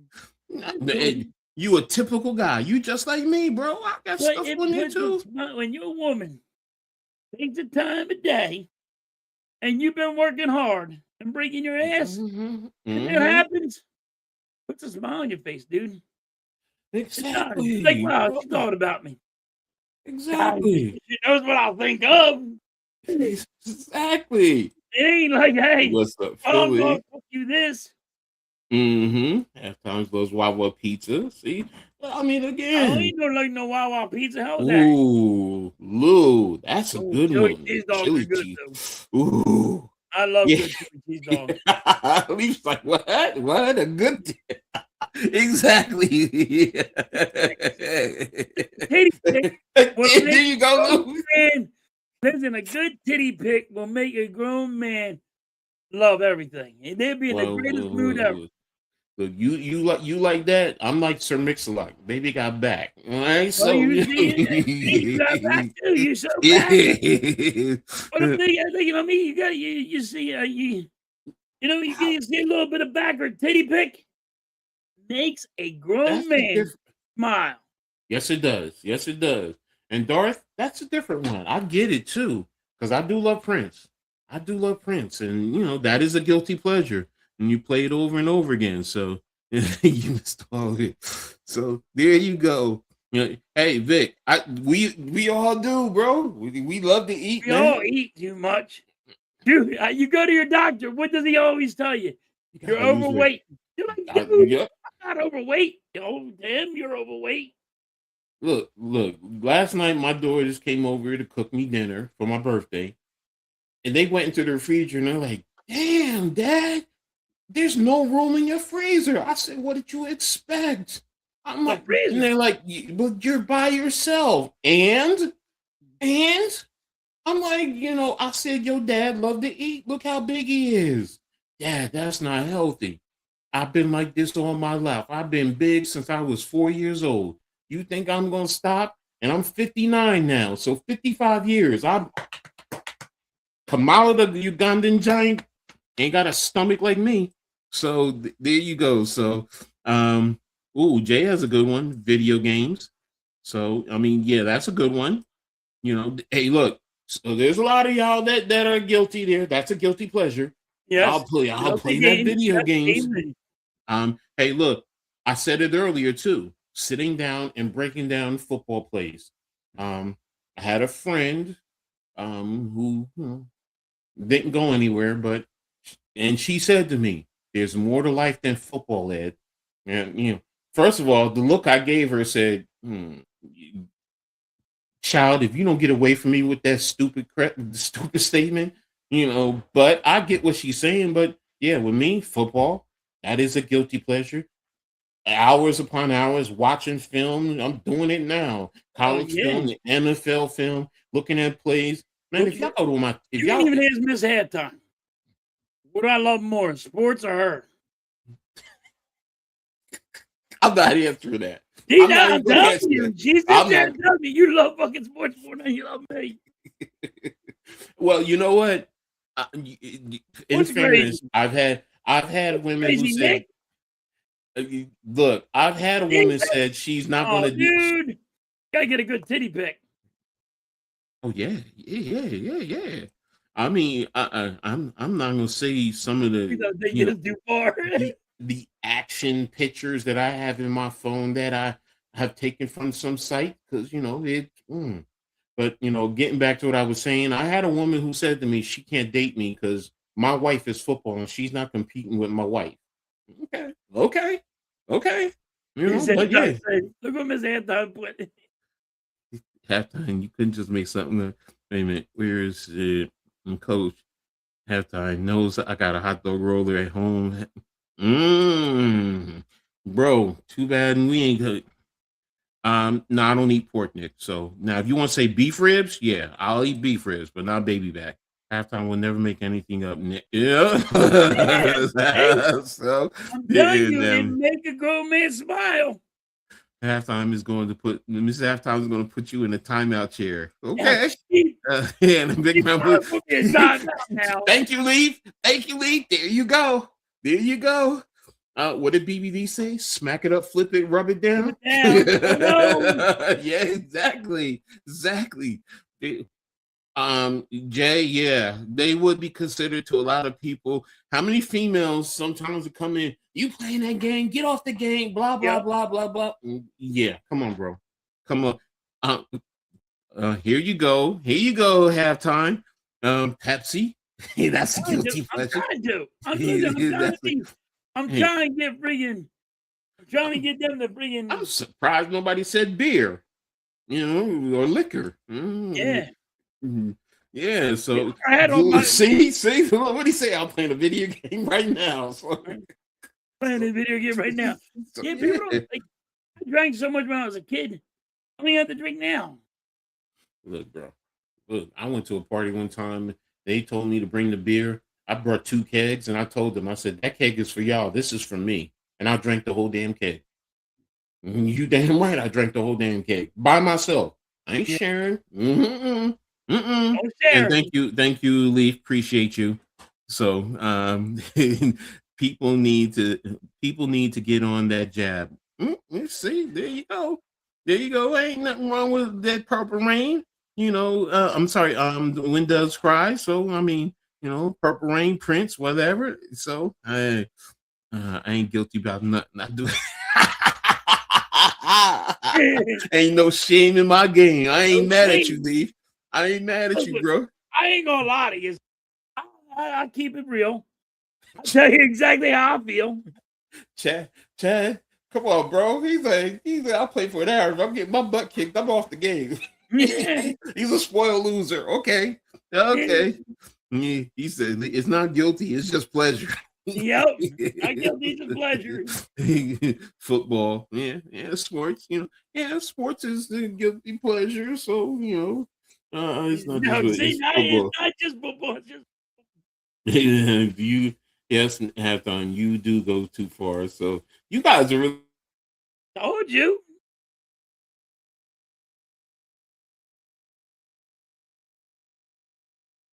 That is lighting it up. Coach froze. That's true. That is true, Lou. I mean, and you know what? I don't let him I mean, hey, whatever. I play my game. I play football. I deal with football. I'm a football coach. You met me. I was a football coach. That's what you got to deal with. Either you would deal with it or not. And I like adult entertainment. I like watching some of the videos, and I'll tell you straight up. And you either like it or you deal with me or you don't. It's my as we've said, it's my pleasure. It's my guilty pleasure. So yeah, it takes them an hour. I just think I go dark, man. He does on sports more than this is halftime. So y'all are killing it today. Wait, what you say, Coach? She shouldn't date you because what? Oh, she said she couldn't date me because she felt football was my wife. And I'm like, okay, because trust me, my kids will tell you. I mean, after they lost their mother and then I was just their only parent, you know what? They used to come to practice with me because they were younger, do homework, whatever, going to football practice, going to games. We went down to Miami, to Homestead to a bowl tournament with one of the teams. And my daughters were right there with me, and look, they used to have crushes on some of the guys on the team. They're like, Daddy, he's cute. Excuse me? They're grown men. You guys are teenagers and younger. But, my point being, we were traveling as a family. I was dating a female. She loved football and she loved the team I was coaching. So, and she was radical. So she was perfect. So, yeah, bro. And someone really don't like men to have hobbies. True. They want them to be so obsessed with them and invest in them and put them on the pedestal and kiss their feet. And nah, baby, it ain't happening here. It ain't happening here. There's certain things you get away with, but when it comes to sports, you can't deal with it. That's what I say to my wife. Yo, you can do whatever you want. Mm-hmm. Leave me in the sports alone. Exactly. And I'll tell them the same thing. Don't let the doorknob hit you, with a good Lord split you. That's all I can say, man. Because when it comes to sports, if one woman tells you you can't allowed to watch sports anymore, you might want to think about that one. Yeah, Nick. Do me, baby. Yeah, that is the song. Yeah. That's a good song. Yeah, it is. Hey, your gamers are female changed.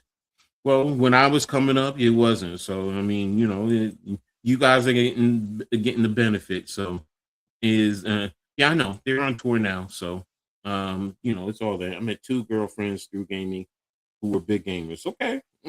See, I'm not a gamer because, when I did play Madden, guys used to hate me because, I wasn't losing. I was winning the money, but I was also playing football.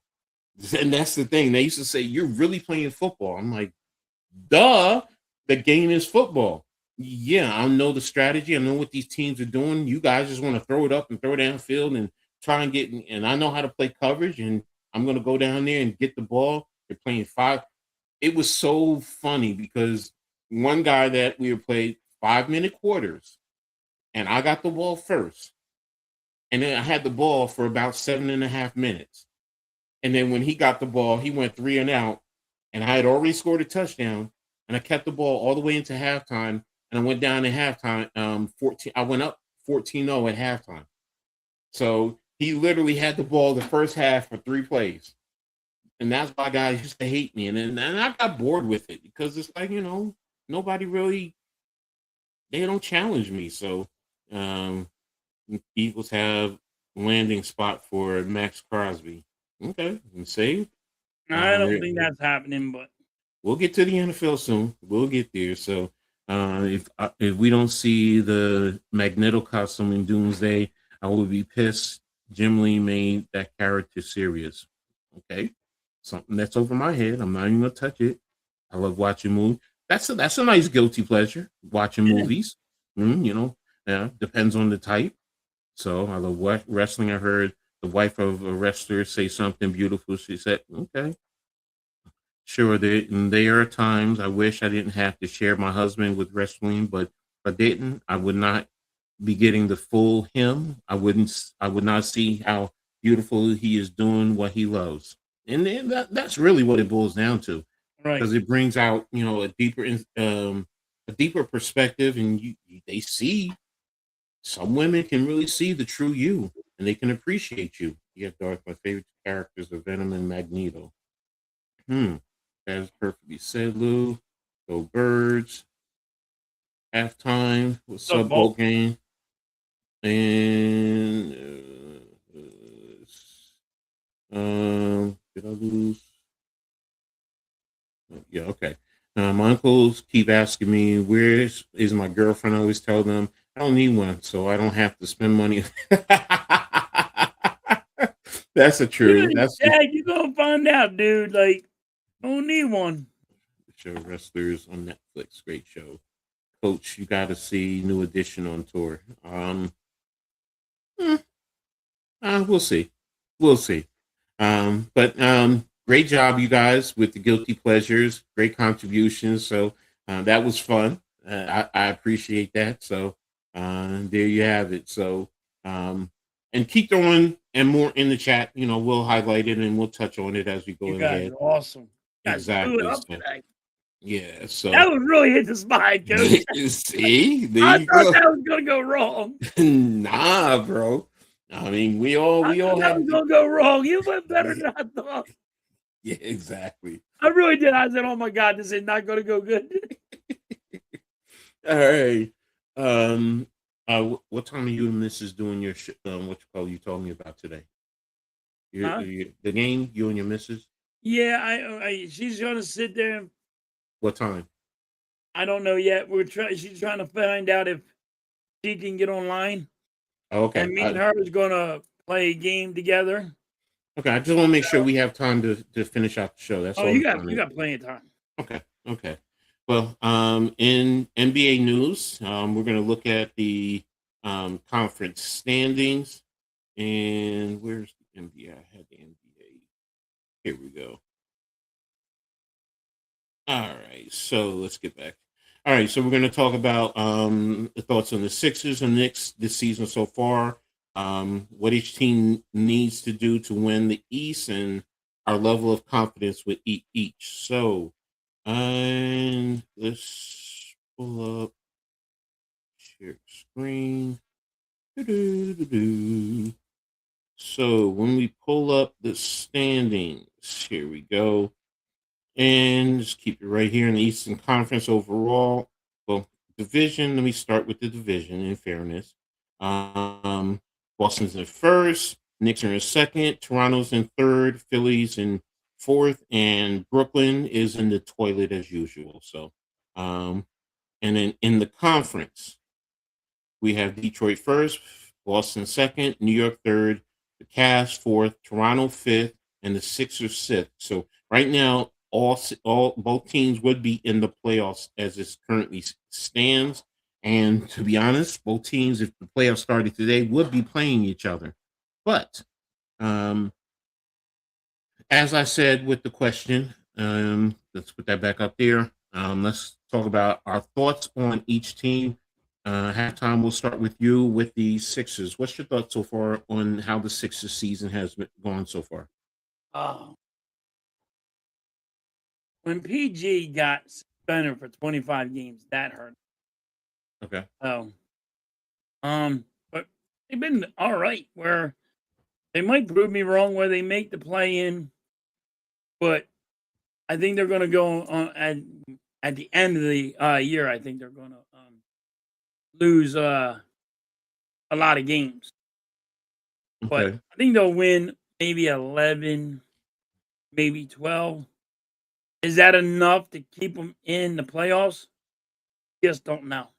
But look at who's behind them, though, because do you have confidence in Orlando or Miami, Charlotte, or Atlanta will Well, be able I to think catch I them? think I think the Magic can pass us. I think the Heat can pass us.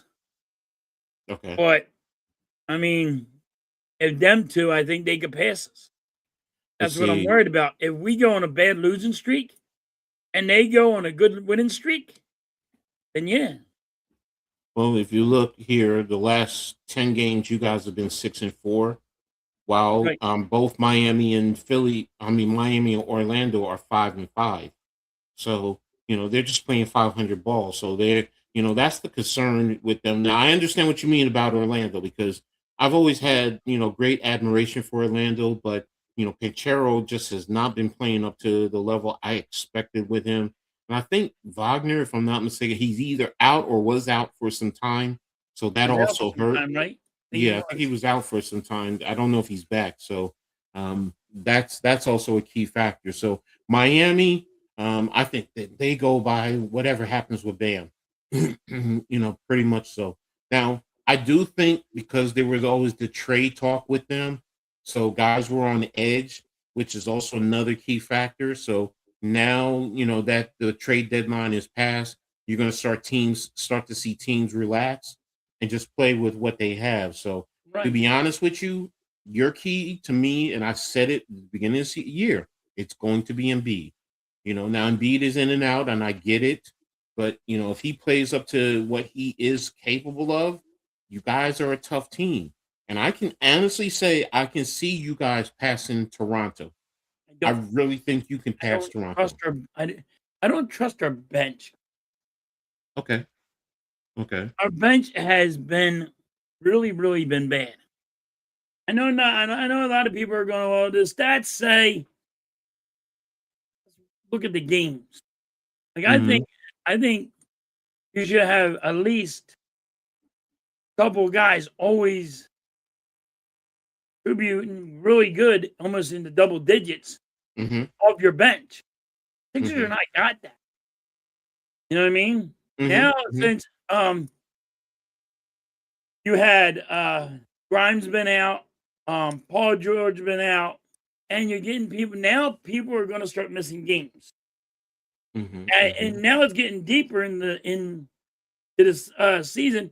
People are going to start missing games, and your bench is not good enough to again take that leap. Mm-hmm. I could Mm-hmm. be wrong, but just think they're going to go.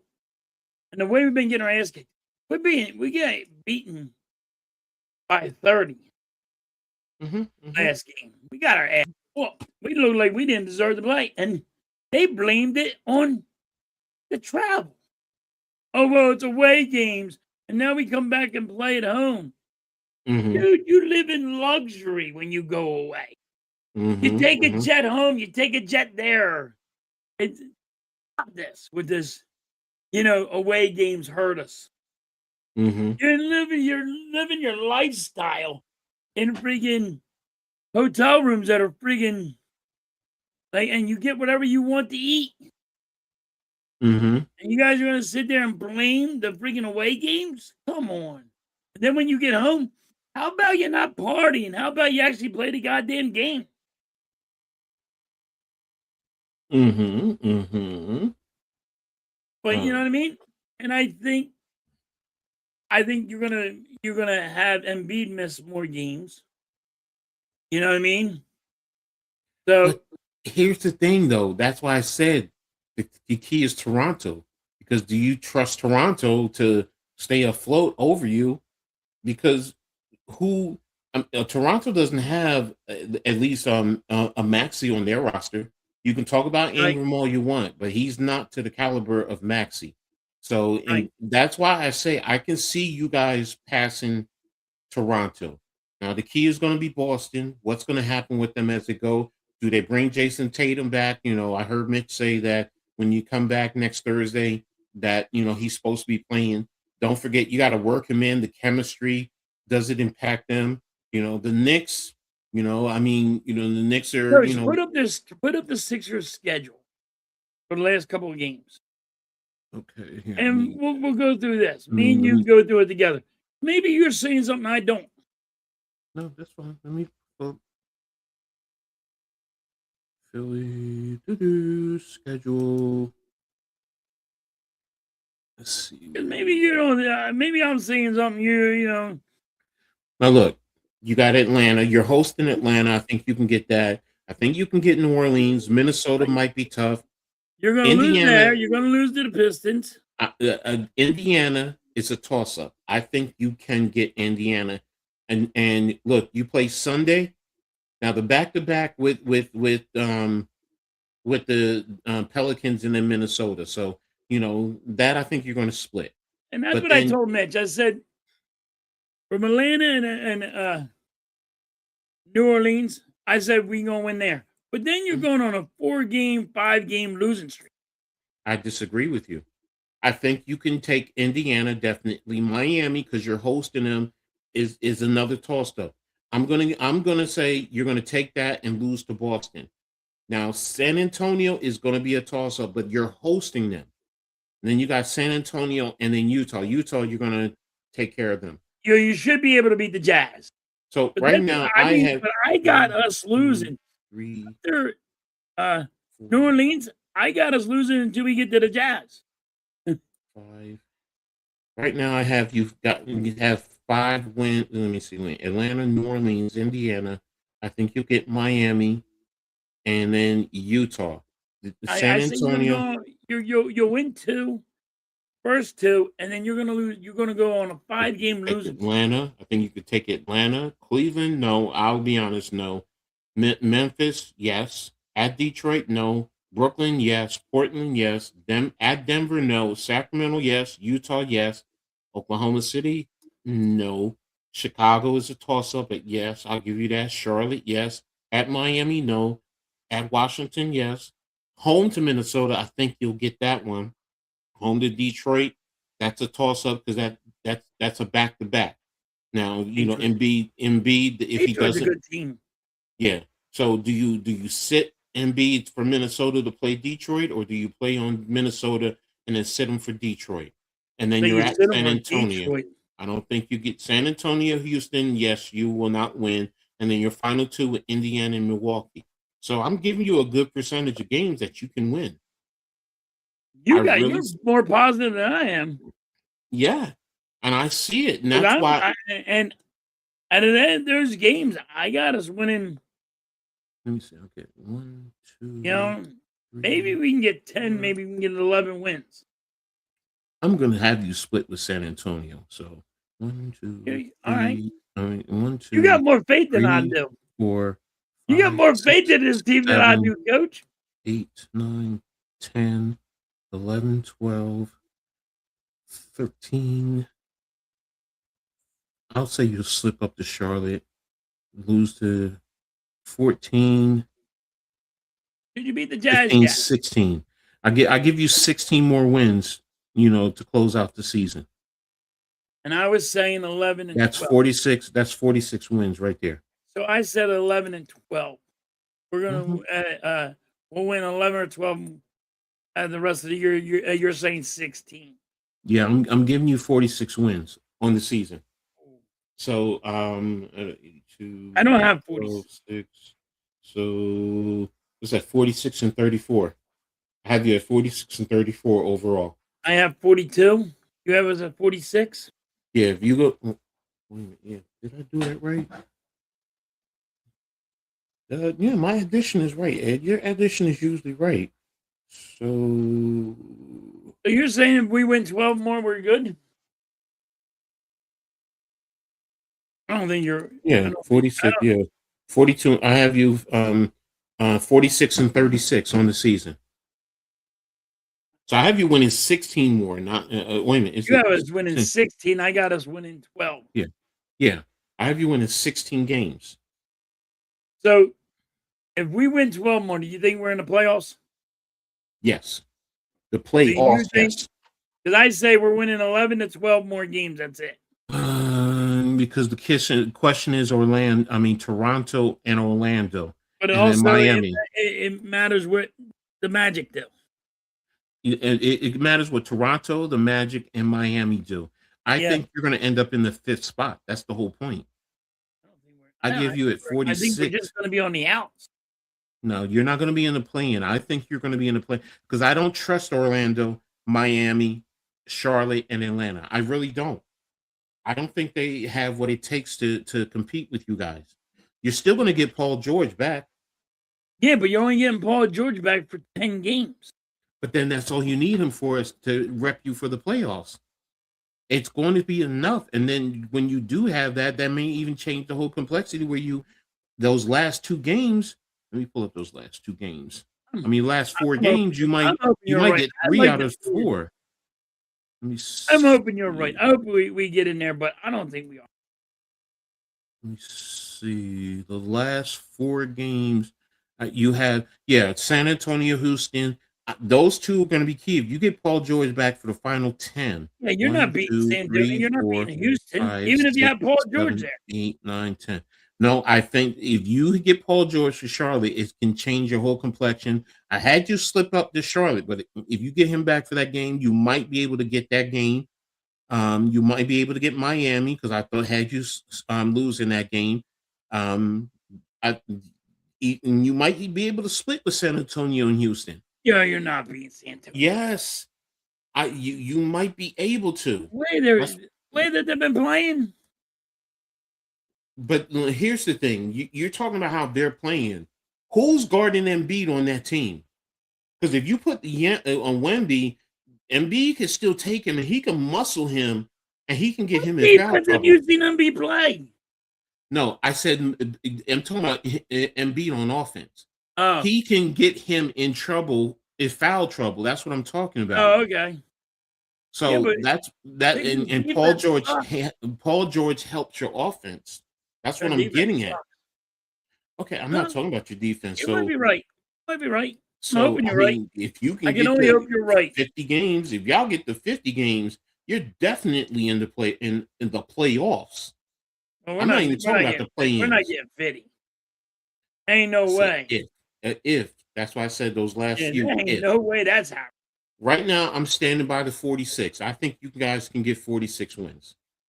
Yeah, I really do. 46. Okay. I was saying, and I got you. I respect where you're coming from. I mean, you see them. I think we're going to get 11 or 12 more. But you're saying 16? If you get 12 more wins, that means you're going to be 42 and 42. And if you're 42 and 42, then that means you're in the play-in. But you're in the play-in. But that depends on where everybody else is up, right? Yeah, but remember, you got 2 games with Miami. You still have Charlotte. You still have Atlanta. Those are teams in the play-in, so you're competing with them. If you're going to say you're going to be 42 and 42, then what is Miami, Charlotte, and Atlanta? Because look where they're at. They're literally a game. Miami is 2 games behind you. Charlotte is 4.5, and Atlanta is 5 games. So you're basically saying they're going to pass you, and then we have Orlando. What does Orlando do? That's why I said Toronto ahead of you is key. Because if Toronto, what are they going to do? Let me see what Toronto has to close out the season.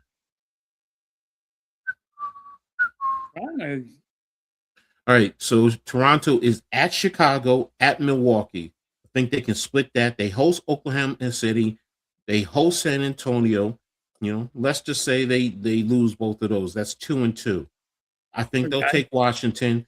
I think they're going to host New York. And they already beat New York. Already spanked them. So then you're at Minnesota. You're going to host Dallas. So I'm going to split there. So right now I gave you 1, 2, 3, 4, maybe 5 losses right there. Then they're at Houston, another loss. New Orleans, I think they went hosting Phoenix. That's a toss up. Detroit, I I think think they'll they'll beat lose. Houston. They're at Houston, so I don't know. So at Denver, at Phoenix, I mean, not Houston. The who? Suns. My bad. Okay, yeah, Beat okay, yeah, I can give them Not that. Houston. I didn't mean Houston. I meant the Yeah. Suns. So let me see. 1, 2, 3, 4, 5, 6, 7. They lose to Detroit. Um, They can beat Chicago, Denver. right? Yeah, they can beat Chicago, lose to Denver, lose to Phoenix now because that's on the road. Utah, and then you still have the Clippers. The Clippers are a toss up. So right now, Orlando's a toss up. Detroit again is another loss. That's 8. Boston is another loss. They'll split with Miami. That's 10 at New York. Right now, I'm giving them 11 losses. I'm giving them 11 losses, and they are standing at, what are they standing at? 30 what?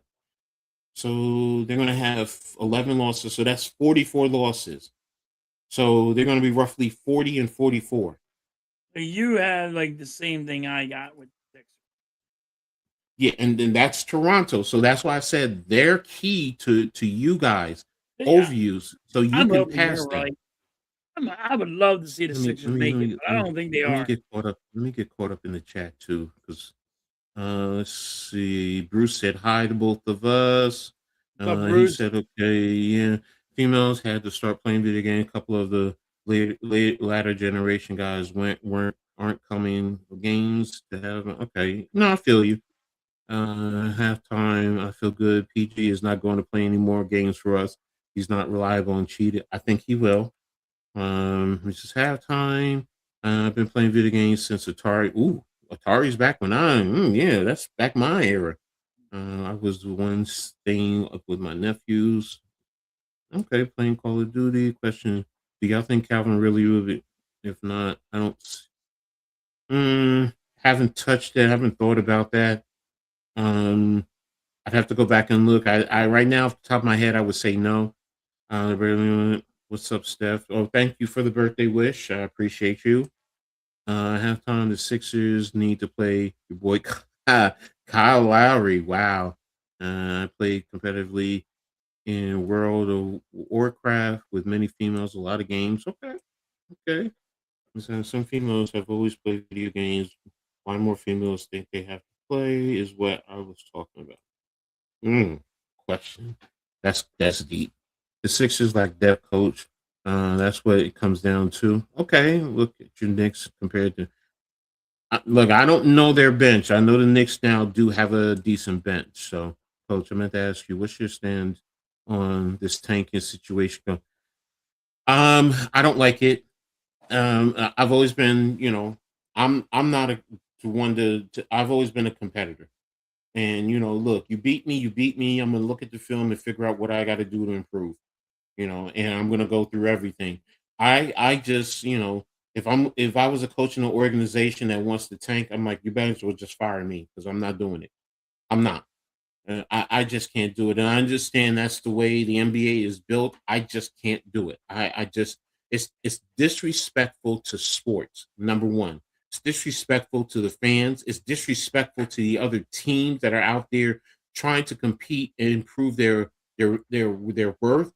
What about everybody talks about the Hall of Fame and your status within the game? Are you an elite player? Where's the competition? Where's the competitive drive in you? I'm not one for tanking. Yeah, I'm just not. that hurts. Like It I hurts, gamble, so it hurts the gambler too. yeah, You know what I that's mean? what I It mean. hurts the gambler in it. I love to gamble on my sports, so Mhm. it The hurts that. integrity game. Yep. But like I always say, players don't tank. The Hmm. organizations do, Yes. and because a player has to go find a job somewhere else when he gets let go or gets traded, and they got to say, "Hey, this guy's going to play with heart. he's not just going to throw in the towel.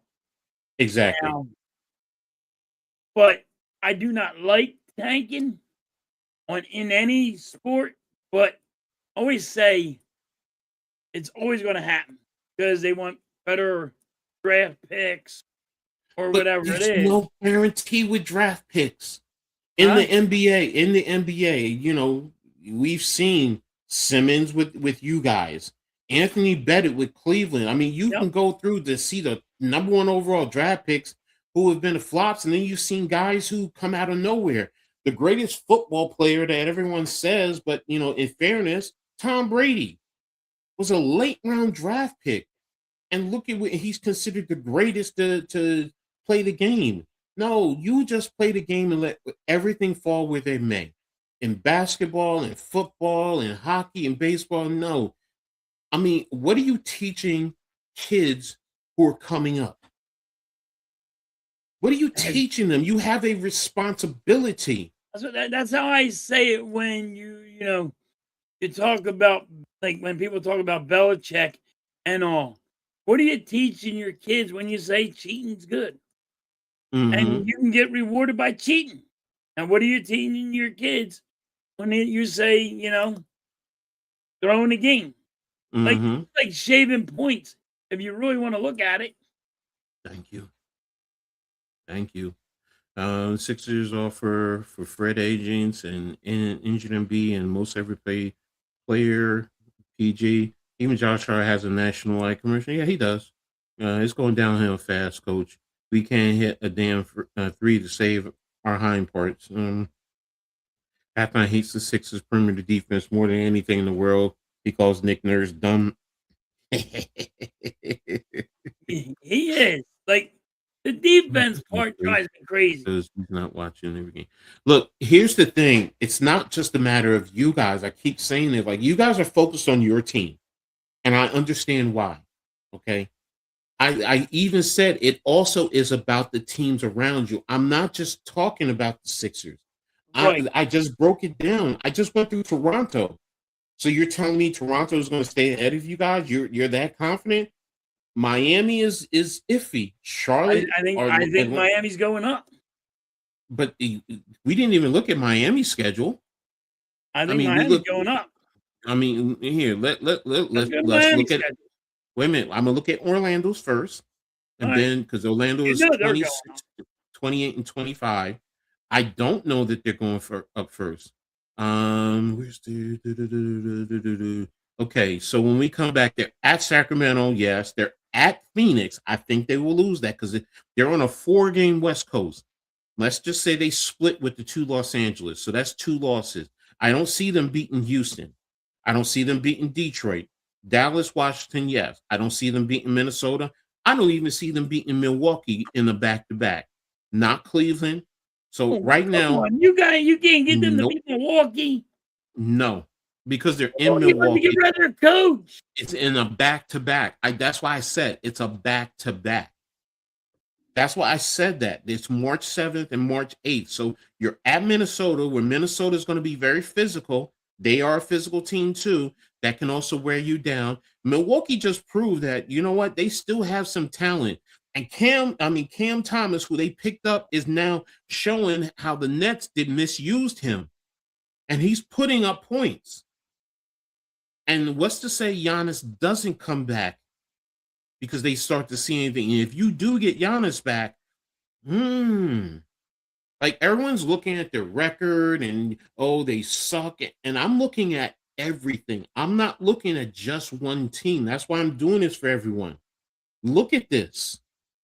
Like, first of all, like I said, you're coming back and you're going on the road for 4 games.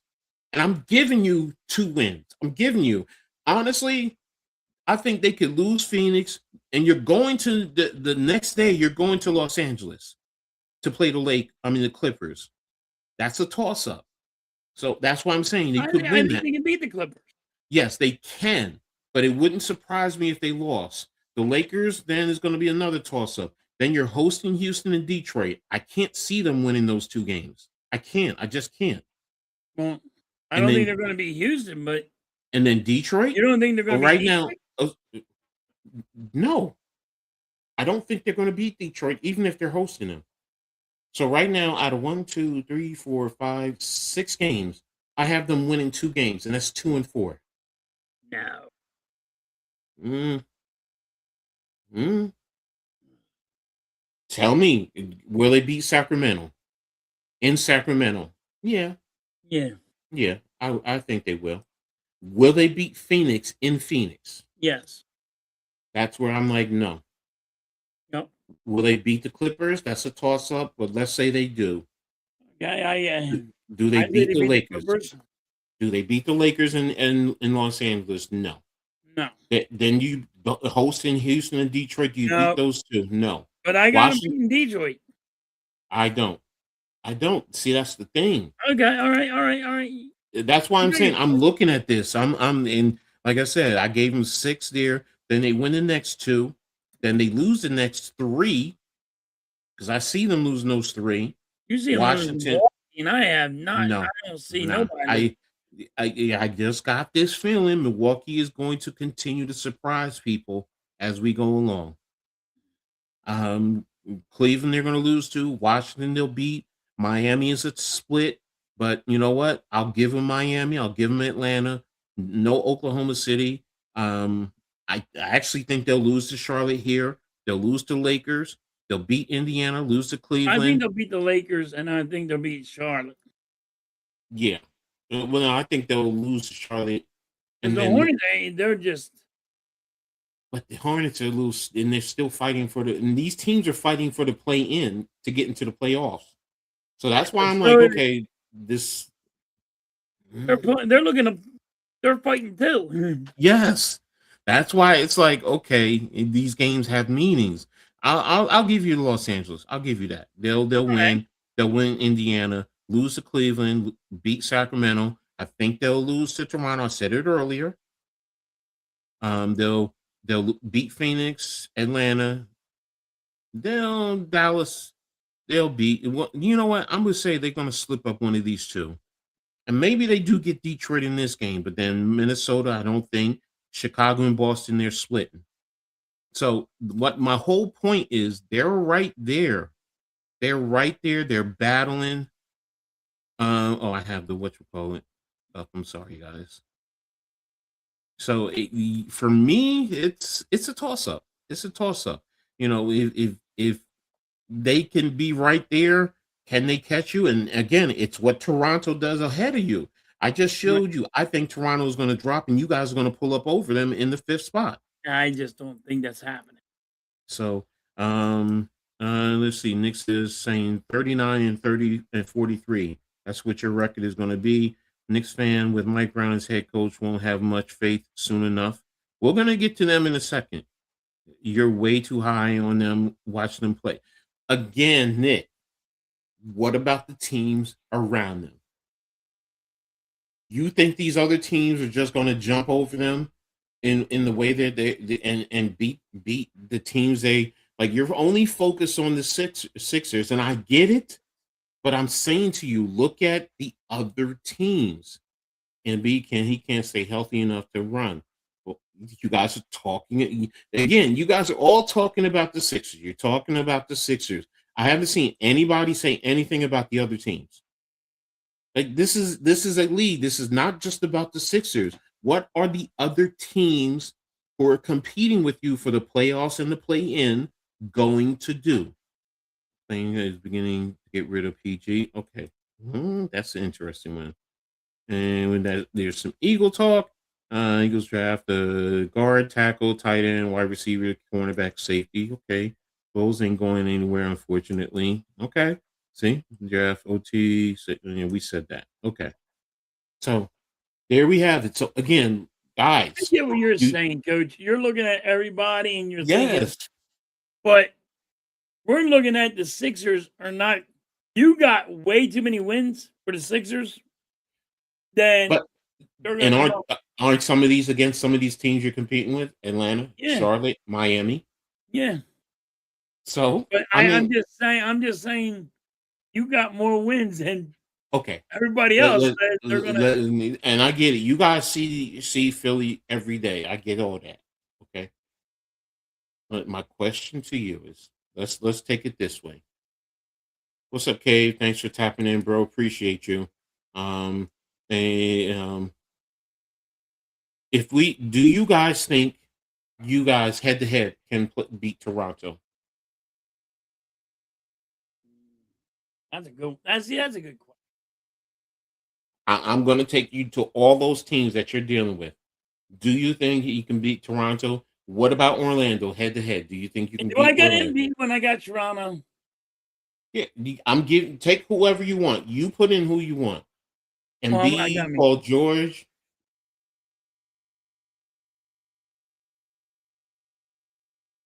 Yeah, I think we can beat Toronto. Okay, let's go to Orlando. Do you think you can beat Orlando? No. Okay. What about Miami? I think Miami got us. Charlotte? Charlotte just beat us by 30 points, but they were up by 50 on us. So no. You don't think head to head you can beat They Charlotte? spanked the shit out of us. That's Coach. one game. Everyone gets spanked. Come on, Halftime. You've even seen in the NBA back in the day, the Celtics spanked the Lakers, and the Lakers turn around and win the championship in that series. Yes, so you've seen that. So come on. We just get spanked too much. If you're gonna go by, I'm so freaking upset. How bad we been That's getting the point. spanked. You guys are putting your emotions. That's why I say take the emotions out and look at the facts. I'm a Knicks fan. I'm a Knicks fan. Y'all know, and I'm hard on the Knicks. I am right now. I am so mad. How many points we've been getting spanked by? It's ruthless. Be honest with you, I think Toronto has our number. Well, you know what? You guys all feel that, you know what, you're going to basically be a play-in team, if that.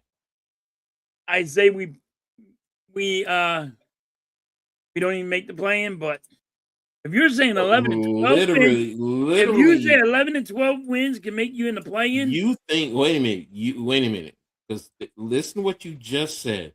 You don't think you're going to even make the play-in. I said, if you're saying 12 wins, 11 to 12 wins make the play-in, then we'll make it. But that's it. Okay. We're only getting 11 or 12 wins. So 11 wins. You guys get 11 wins. That's 41. Atlanta is at 26 wins. So right now, for them to go over you, they need to get 12 wins alone.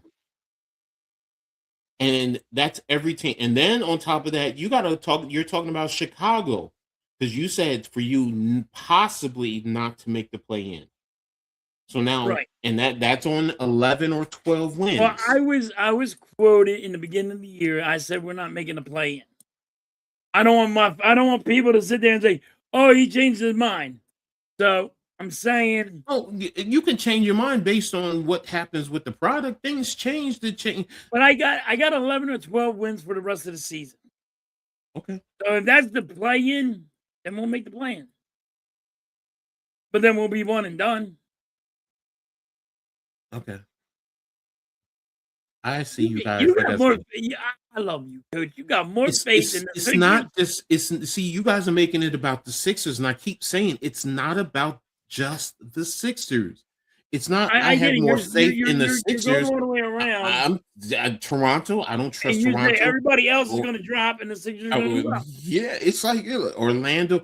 Anyone who knows me, Cave will tell you, I have always been big on Orlando. I thought they have all the tools to really be in the top 5, maybe 6 in the conference. But this year has been a major disappointment. Injuries have been a problem, and I haven't been watching them. And I've heard a little bit about questions on some coaching strategies on a few games, which is normal. But Orlando has some of the tools, but losing Wagner for a while, that hurt. So again, it all depends. Like I said, Toronto, I don't have faith in Toronto. They just don't have that it factor to close it out. And Brandon Ingram is a good player.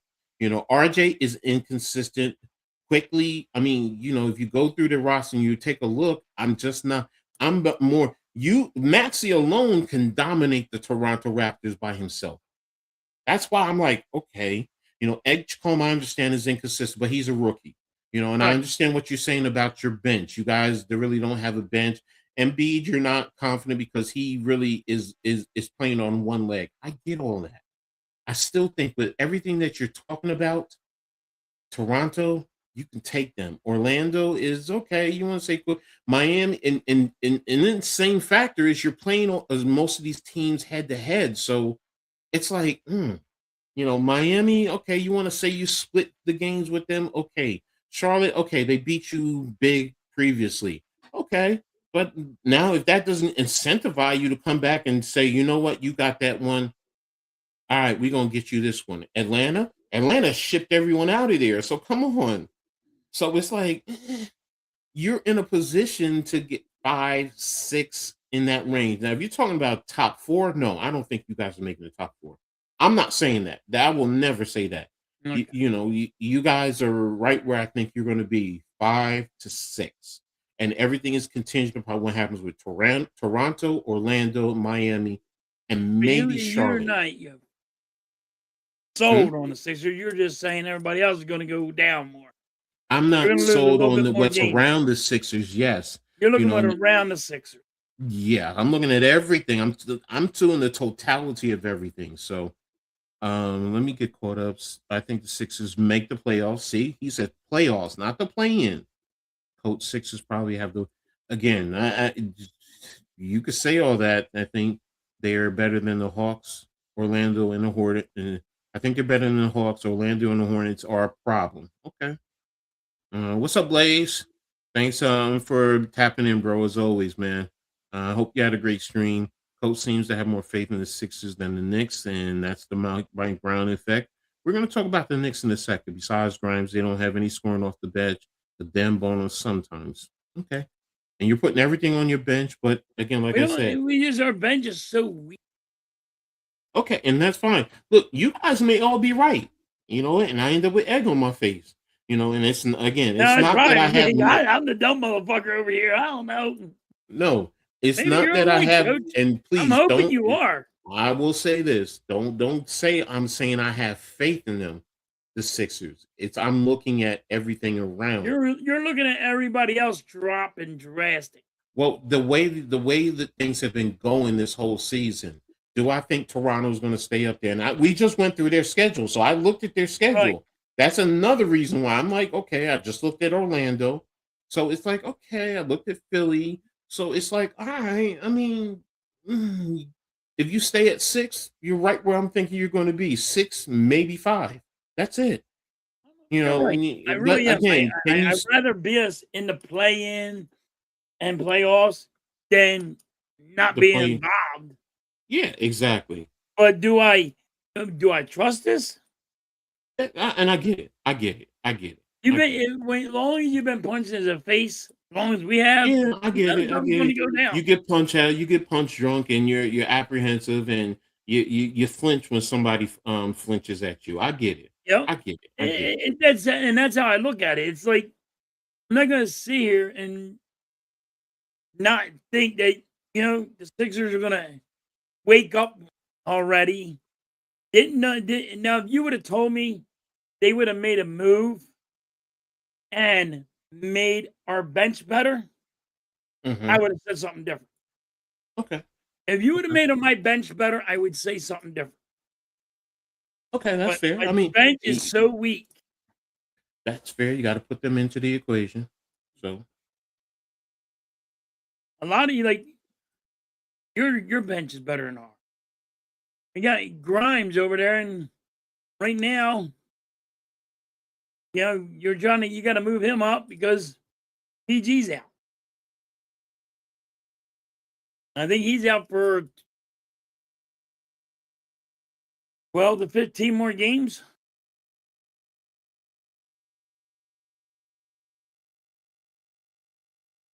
that's interesting. What? I didn't know he was out that long. Yeah. Like at the end of the year, when he comes back, there'll be like 11 games where he can play. That's it. Okay. Okay. Okay.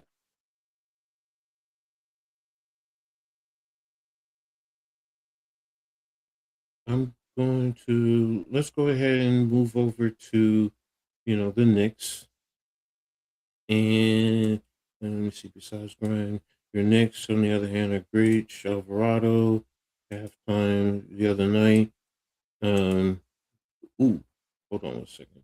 My screen is acting up. And Dior is underrated. Okay, so talking about the Knicks, I'm going to be brutally honest with you. And everything is going to be about what happens with the Celtics, especially with Jason Tatum coming back, or how he fits in. Um, I think the Knicks will finish at number 2. I really do. I like the additions. Thank you guys for Yabba Dabba Doodoo, because we got him and now we shipped him out, and you got Alvarado, and then you got whatever his name is, showing, who is released by the Spurs, and the defense on our bench now looks decent. It looks nice. You even have some scoring along with that. I'm not expecting Alvarado to play the way he did against you guys. I'm just not. But he's going to be a key contributor. He dropped 30 on us? No, it was 26. He had 8 3-pointers. He was he abused it. Yeah, but again, I mean, do I expect that always? No. They also, the loss they took to the Pacers, was unexcusable. Right. So they have their moments. So, but they have the ability. When they come back, they're hosting Detroit, and that's going to tell me everything I need to know. They've been spanked by Detroit all season. They lost by 118, 180. And where's the other I don't know. If Detroit Alvarado game? plays like he 21, and he did against the Sixers, you guys are gonna win that. That dude's on fire. So yeah, the Knicks are being spanked by Toronto. But again, how they compete, and they have how many more games? They have one more game against not Toronto, against Detroit. So when they come back on Thursday, that game is going to be key. If they can get that game, that's going to tell me everything I need to know. Then they have host Houston. I think they can get that. I think they can get Chicago. You Now think Cleveland. you beat Houston? Yes, I think we can beat Houston. And here's the thing. Here's the thing. Number one, I love Diawara. I love him. He's a rookie, but the kid is 6'10-ish. He can shoot the 3. He can play elite defense. He can handle the rock. The new guy they just showing, who they just picked up. Another one, 6'8", can handle. Now he's not a 3-point shooter, but he can play some great defense. He can rebound. He can cause problems. You see what Alvarado just did defensively. Can I get that for the Sixers? Defense? No, I get what you're saying as far as the bench. Yes, that's key. Our bench, I'm really liking. Deuce McBride is out right now. He's out. So, and he might not be back until right before the playoffs, if that. So, but it doesn't matter because we have Alvarado and we have the other guys. Josh Hart, you can mix and match with them on the defensive end. They can play some elite defense because everyone talks about Brunson and Cat, but now we have guys that we can filter in. OG is out, but he's going to come back. Mikal Bridges, Josh Hart. It's like, okay, now we have defensive guys because that's what you need come playoff time. You need guys that can play defense. We can score. There is no denying that. Now, Cat, he has to be a little bit more. Oh, and I'm forgetting about Mitchell Robinson, the blockness monster. Come on, man. Now, his free throw shooting is a cause for concern. But he was making fun of us. He was making fun of us. He's like, what are the fans cheering for? We're killing you. And they just wanted chicken nuggets. Yeah, they wanted chicken nuggets. I'll make one now because we haven't given you damn chicken nuggets. Exactly. But now you see his defense, and he can guard 1 through 5. And he's blocked guys out on the wing. So my point being is there is the defensive element there with the team. Do they have to mesh? Yes. With the new guys coming in now, yes. The injured guys coming back, yes. And you think about the offense that we have. Like I said, Alvarado just showed a little bit something. You have OG, you have McHale, you have Cat. Josh Hart, his 3-point shooting right now, he's at 42% on the year. He's never been like that. So he's now hitting consistently from three. He plays D. He does a lot of the everything. Can give you triple doubles. You don't have to rely completely on Brunson all the way. No, Now, no, do you and that need someone to create their own shots? Yeah, I need someone to step up a little bit more, besides when you Brunson. got Brunson, that's all he has to do is orchestrate out there. And then close And out the game if he just becomes captain clutch and yep, closes out the game to win.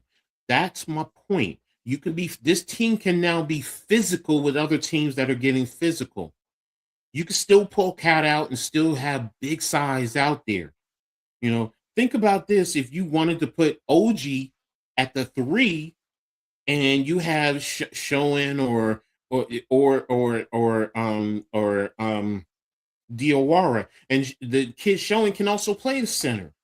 So it's like, okay, you have good size, you have good length, you can play defense, you can have good movement, you have guys who can bring the ball up, so it's just getting these guys together. Can they win? Can they finish at number 2? Yes. What's his name on ESPN? Not Shams. What's the other? Windhorst. He said he spoke to an Eastern Conference coach and a general manager, and they said, hands down, Knicks have the most talent in the East. Now, okay, that's them saying it, and I get it. They got it. The Knicks have to prove it. But now I just went down and looked at their roster, and I didn't even go through talking about Clarkson, who's been, struggling right now. But Clarkson is a bucket machine. yep. So it's like, okay, there is talent. And Cat, if he gets his act together, he can be a dominant big, whether shooting the 3 or getting down into the post. So it's like, okay, there are keys there to the Knicks. And I'm enthused. Now I'm not ready to go Google Gaga and all over the place. The Knicks still have to prove it. They still do, That's how I am starting with the with Sixers. Detroit. But do I think they will finish at number 2? Yes. The dark horse to everything, because everyone keeps talking about Boston. It's not Boston. For me, it's Cleveland. And you can say what you want, but Harden, with those bigs, with the pick and roll, and he's helping Donovan, it can help that team and it can galvanize that team. And that's what it's starting to do. They're the one that I'm really keeping an eye on more than anybody, because they can come up and they can sneak on somebody. Clarkson and Tyler Cola can, yeah, exactly. And and that's the thing. If he's not with it, and I forgot about Landry Shamet. Landry Shamet is another one who can start. He can play defense. He can give you good 3-point shooting. So it's like we have depth now. So at the Rockets winning it all this year, even though the Knicks are even better than this year. That's why when you said to me, you asked me about the Rockets. Yeah. Okay. Yeah, I got Okay. you Houston Rockets winning it all this year, but then Exactly, Nick. that was in the beginning of the year. That's when whatchamacallit got hurt. But I still have the Rockets. Blaze. Well, look, if it wasn't for him, we wouldn't have been able to get Alvarado in this show and Shane, however you say his name. So yeah, thank you for him. And we didn't use him right. We shipped him to Chicago, and look what we ended up with. Yeah, So I mean, it's like, okay, hey, there you go. So, I appreciate what is here on this team. I also like Brown more than I do Tibbs. And Tibbs is a great coach, a phenomenal coach. He got us to where we are, but can he get us over the hump?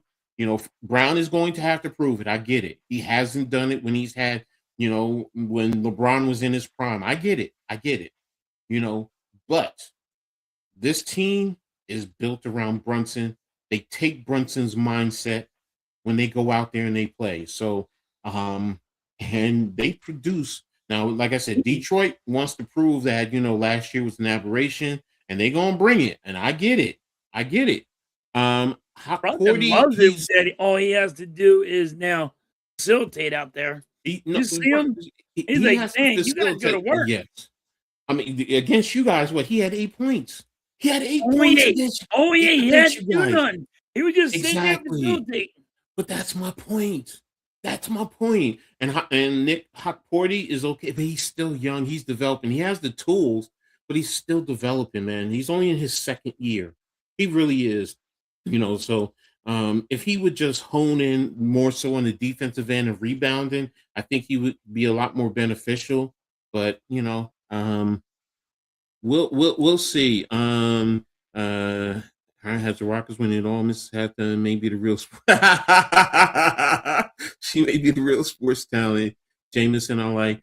Look, you got guys who are on the bench who are, they're on the back end who we got a number 1 overall draft pick who we haven't really used. And what's his name? The French kid. I forgot his name. Haktua. Haktua girl. So again, the Knicks 1 through 15, I think they have the most talent in the East. So yes, we are deep. But the thing that comes together is how do they develop? How do the new pieces fit in? How do they accept their roles? Yeah, thank you, Nick. Dadier. Pacome Dadier. So there you have it. It's and I wish Cave was here because he does all the Knicks games, so he could tell you a lot more than I can because I don't get all the Knicks games. So, but yeah, the Knicks, they have depth, and it's just a matter of them putting it together and then getting ready for the playoffs. Boston is still going to be a tough one, and let me see the rest of their games. You still have Toronto, Oklahoma City. That's going to be a big one.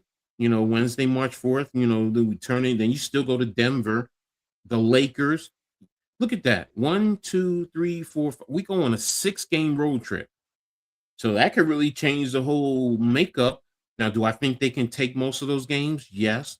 Denver's going to be tough playing in Denver. We already beat Denver, but Denver's probably want to, show improve. And we're going to Denver after playing Oklahoma City. So, we still play some tough teams. Golden State comes to us. Indiana, New Orleans, Charlotte, Oklahoma City, Houston again. Boston, Toronto, Charlotte to close it out.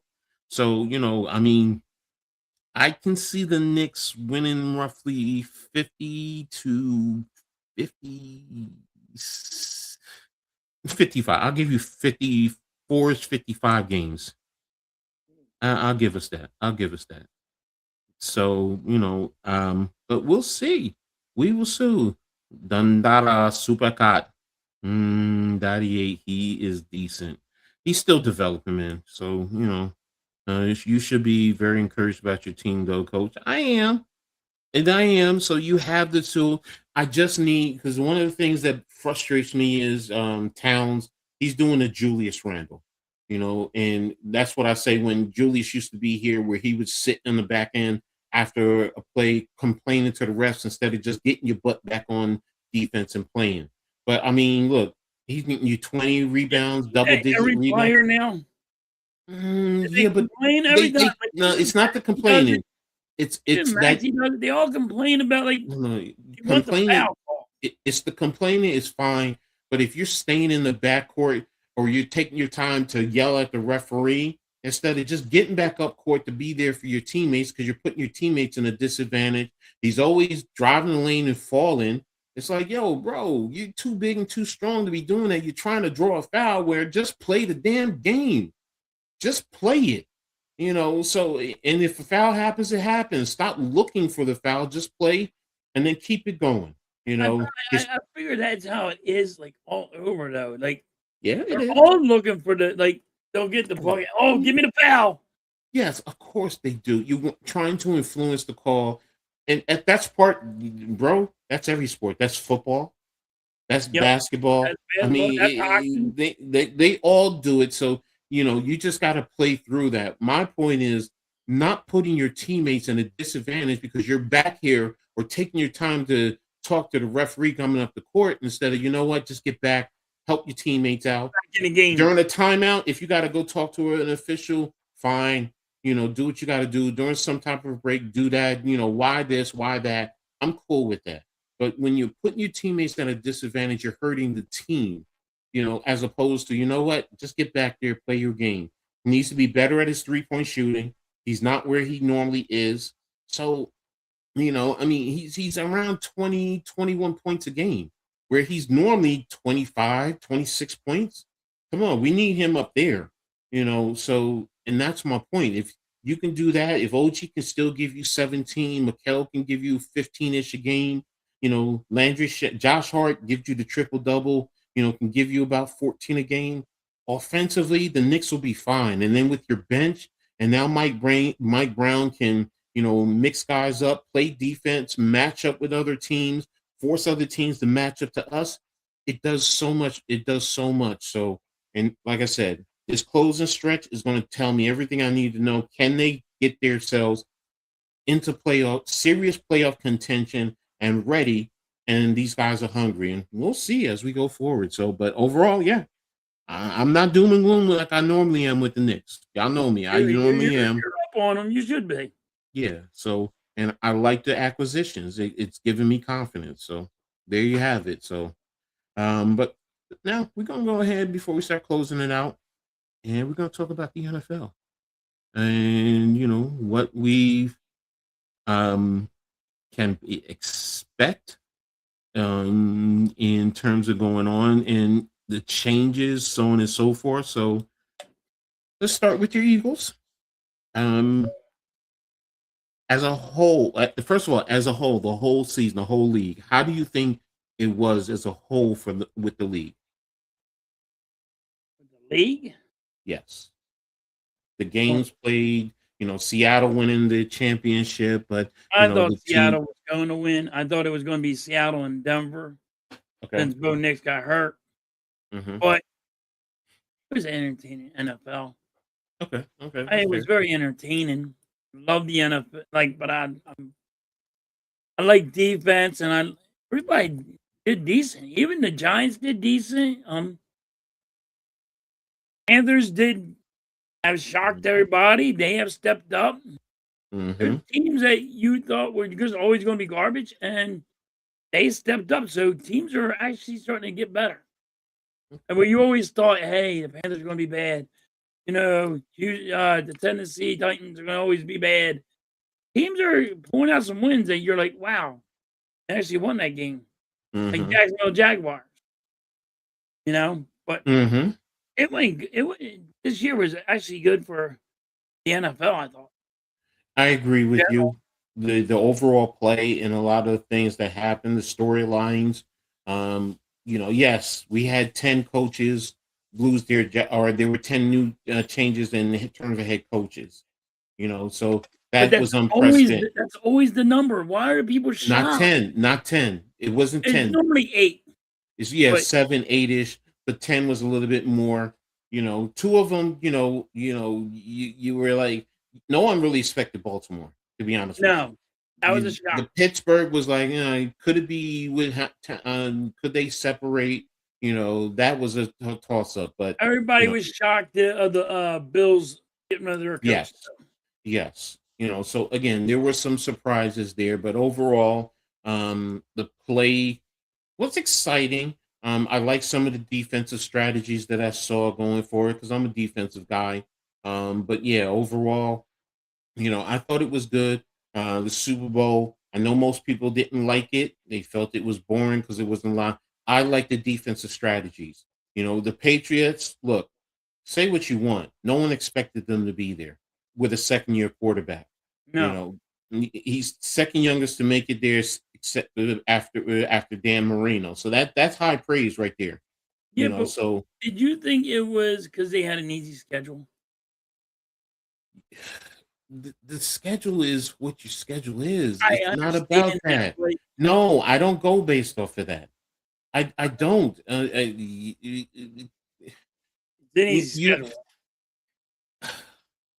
Because it's always like that. If you really think about it, the lower when you are at the bottom, you always play an easier schedule, Right. and it's just that because they made it to the Super Bowl, it really opened everyone's eyes. But if you go back and you take a look year after year, there's always a team that was the year prior they were at the bottom, and they either made it to the mid or they're right there fighting for the playoffs. So to me, it's like, all right, they exceeded expectations, yes, but they not just based on their schedule. I mean, it was a lot of other things. Yes, the other teams knock each other off. The Denver losing Knicks, yeah. But okay, if they didn't lose a game or two, they could have ended up hosting and it still would have been the same thing. So your schedule is your schedule.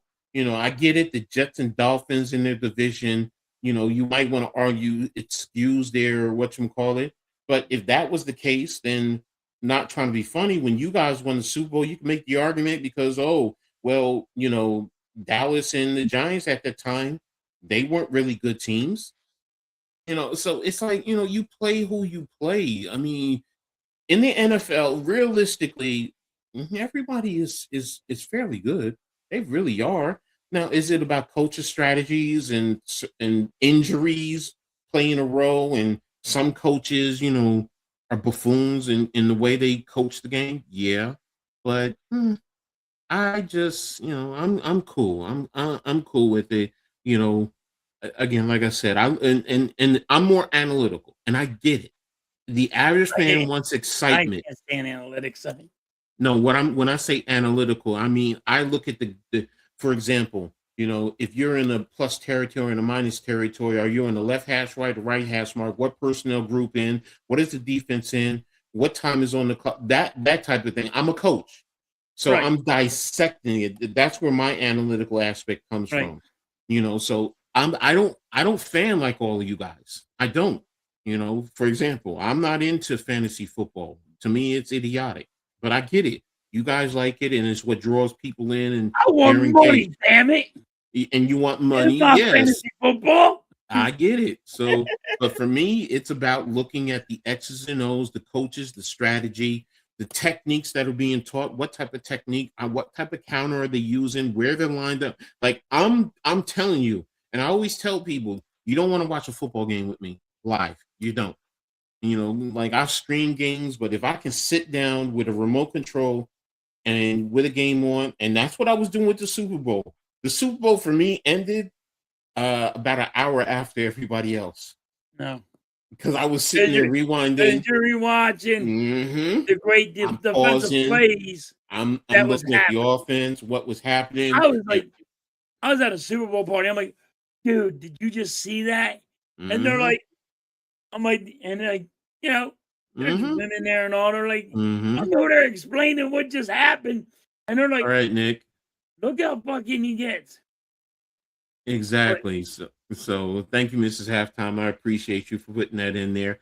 Make sure you guys tap in, not just to me, to Halftime, to the Aboriginal Sports Network and the Hardcore Sports Network. All the information is there. Links are in the description. Always some great content from everyone. So I appreciate all the support. Jay says Raiders finally pulled through and took care of business, drafting around 6 every year for about 20 years. Wasn't working. First should help. We'll see. We'll see. So NFL, yeah, made the schedule that was on them. So, but the schedule is the schedule.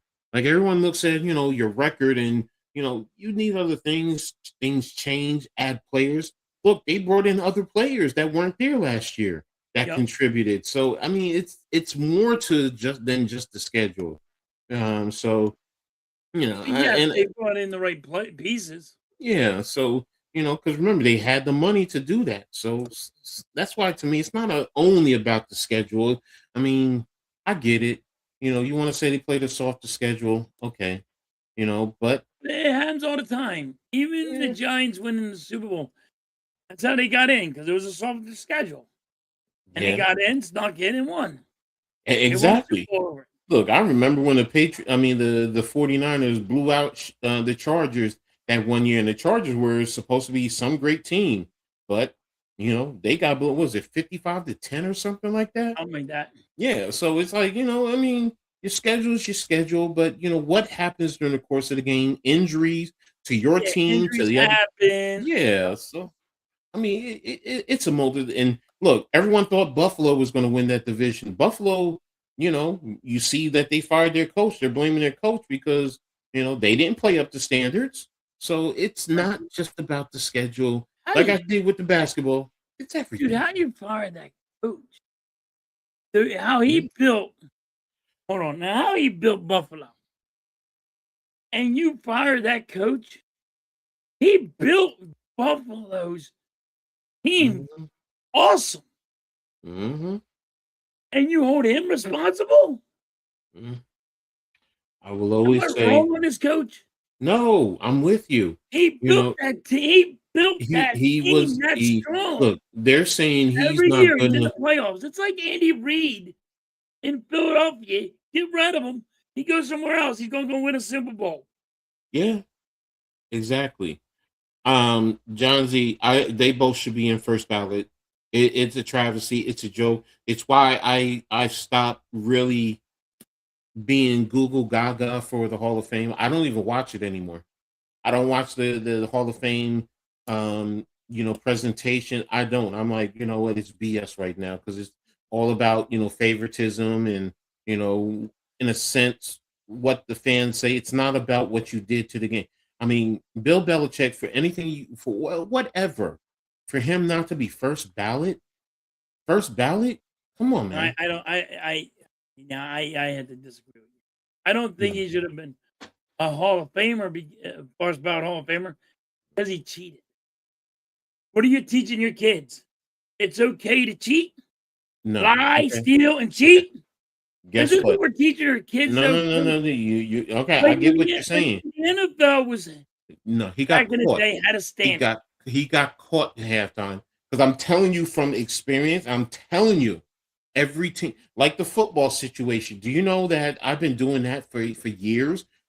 Taking some air out of football, Yeah. putting more in because my quarterbacks wanted more, wanted less. Yep. So all of this, deflate gate, that's bull. Phil So when you're Simms. videotaping a walkthrough, and what are you videotaping is Okay. the plays that are going to go happen in the Super Bowl, and you're That and you're okay. stealing the playbooks. Hold on, and you're Mhm. stealing headsets where you can hear somebody's play, and like if and like you would say, other teams do it too. You got caught. Exactly. And now here's the thing. This is why You I'm were saying. reprimanded, and you got There, caught. you said you, but now you just said it. You were reprimanded. You paid the penalty. That's my point. If But that the takes you away from the Hall of Fame. no. See Oh, what it yeah. is. Those You're telling little those kids certain that ones. it's okay to lie, steal, No, and cheat. no, that's not it. I don't see it that way. I don't. I don't see it. Look, the point I'm making is just like someone who sold drugs out on the street. And then you go to jail and you pay, you do your time and you come back out and then you're constantly harassed by the police just because of that. You're But not giving him a fair opportunity to make amends. you He made did. amends. But, No, he you made. did. Because when he got caught cheating, stealing the headset, he got reprimanded.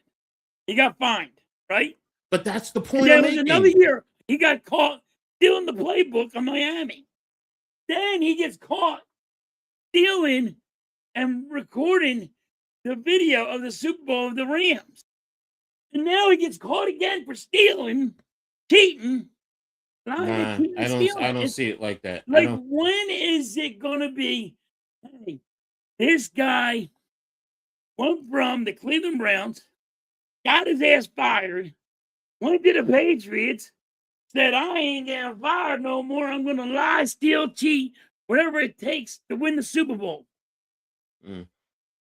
Yes, is he a I, great defensive I coordinator? respect you. I respect your opinion, and I fully support your right to your opinion. I just don't agree with it, and I guess we got to leave it there because Everybody can do. We all yeah, can because agree to agree. We you still love each you were other. strong with yours, and I'm strong with mine, And you, I'm looking. You think it's okay to lie, steal, and cheat? That's not what I'm saying. I said he paid his penalty.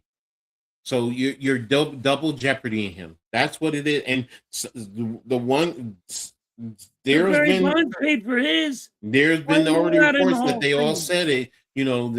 They felt he should have got more penalized with more money and suspended. That's why he's not being in. Oh, really?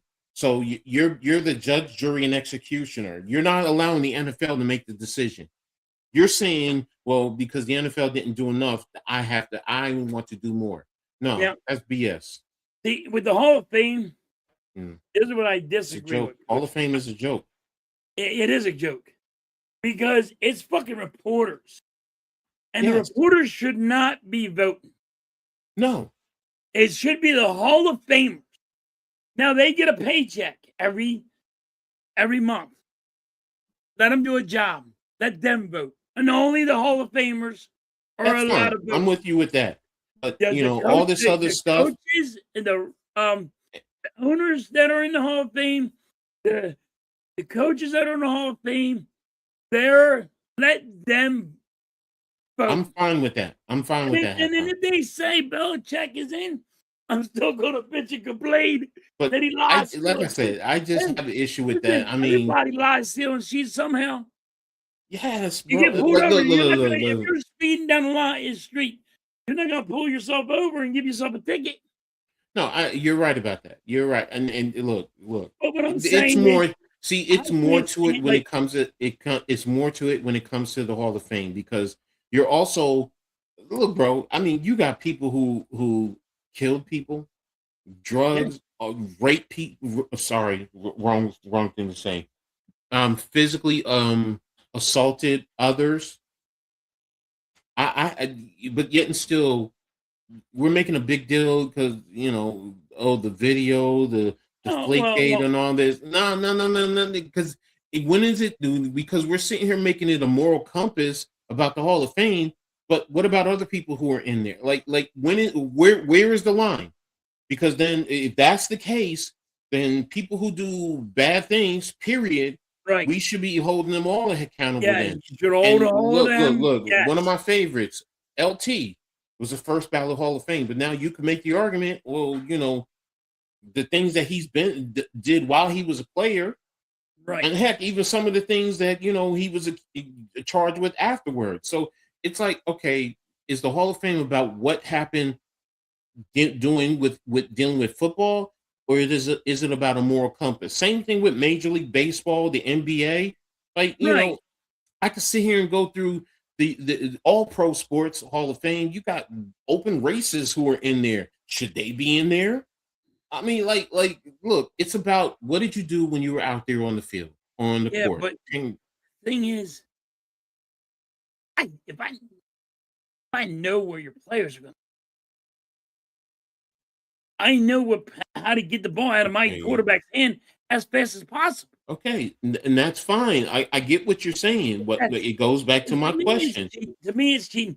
And when you raise your kids, you always raise your kids not to lie, not to cheat. Yes, you're right. You're right. But see, and that's then the point. You're telling Belichick it's okay, and you're getting rewarded to lie, steal, and cheat. That's not what I'm saying to him because it goes back to what I just said. Hall of Famer, the only thing he did was lie, steal, and cheat. Okay, so again, it goes back to my other question. If somebody breaks the law, seriously, they break the law, but now they played well, they had a great career, and they've broken the law while they were playing. They did their penalty, they did their time, whatever, community service, whatever it is. When it comes up to the ballot and they're a first ballot, should they be penalized? Because this is what I'm saying to you. It's not just about Belichick and what you're saying, the lying, the cheating, and all of that. Because now we're trying to be, it's all about the moral compass. Now you're taking it. No, I'm not. It's the same thing. Because now are you saying that if somebody goes out as a football player and assaults his significant other, but he's a first ballot Hall of Famer, it's okay to physically assault other people? No. I'm not taking it other way, taking it too far. But I'm just saying, when I was using it as Belichick. No, I get what you're saying. We're only talking about game. But that's We're only talking about no. how he did his job. But the point I is, didn't say like, and I get your point, but I get your point. Mhm. You're going, hey, you know, he's a criminal. He beat his girl, or he No, exactly. But killed the somebody. I get it. Yes, there should be some kind of thing. consequence. See, There's now got to you're be a consequence. There's got to be some kind of consequence. You just can't sit there and go, boom. But like, okay. So then what you're saying is all of them, they should not be, even though they played as a first ballot. You're saying all of them, they shouldn't be first ballot. If you're saying that, then I'm backing off, and I'm saying you're being consistent across the board. but But if you're yes, saying everybody, yes. If you're uncouth and you're Mhm. breaking physical abusing somebody or hurting somebody, or now there's players that are in jail right now Mhm. because of what? They want to Yes. freaking they're stealing, they're trying to Yes. sell homes and steal them and Yes. Yes. fraud, and they're in prison. If a guy's in prison, do you think you should be a Hall of Famer? No, you're in fucking prison. But my point being is there are those who, for whatever reason, they did it and they got off. They just had a great lawyer that got Yes, them I know off. what you're But talking about. they did what Yes, should they and be? yes, should he not be in the Hall of Fame? Yeah, it should be a That, consequence. okay, so then I back off and I digress. See, If you're you're being talking consistent. you're talking about the guy I think you're talking about, yes, he should not be in the Hall of Fame to me.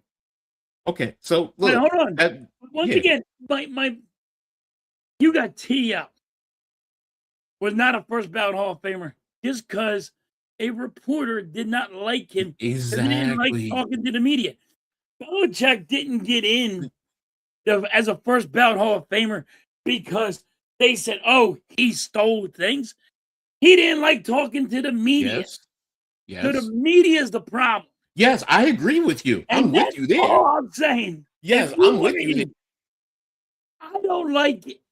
Do I think Belichick should have a question mark or a fucking pound sign or whatever you want to Asterisk, call it? yes, yes. I'm with And you you there. know what I That mean? And say, yo, because he cheated, but he's in the Hall of Fame. Okay, I'm I'm with with you with you. that. I'm with I you on think that. Barry Bonds should be in the Hall of Fame, Yes, yes. but I think he should have an asterisk next to him that he's in there. Then This we're is my thing. Like, I do. Do you put him in? Yes. Does he belong on first ballot Hall of Famer? No. But you got to put an asterisk next to his name. You want to I put him get in you. the first ballot Hall of Famer? Great. Just put an asterisk next to his Yeah, I'm name with you with that. because I'm with the you with issue. that. And again, I get But you, and we're take saying the the same thing. reporters the fuck out of the Yeah, vote. I'm with you there. I'm with you there. Take them Just out. take all reporters out of the vote. If it's baseball, if it's hockey, whatever it is, just take them all out and let the Hall of Famers pick. And I think I'm it with you should there. be just Hall of Famers.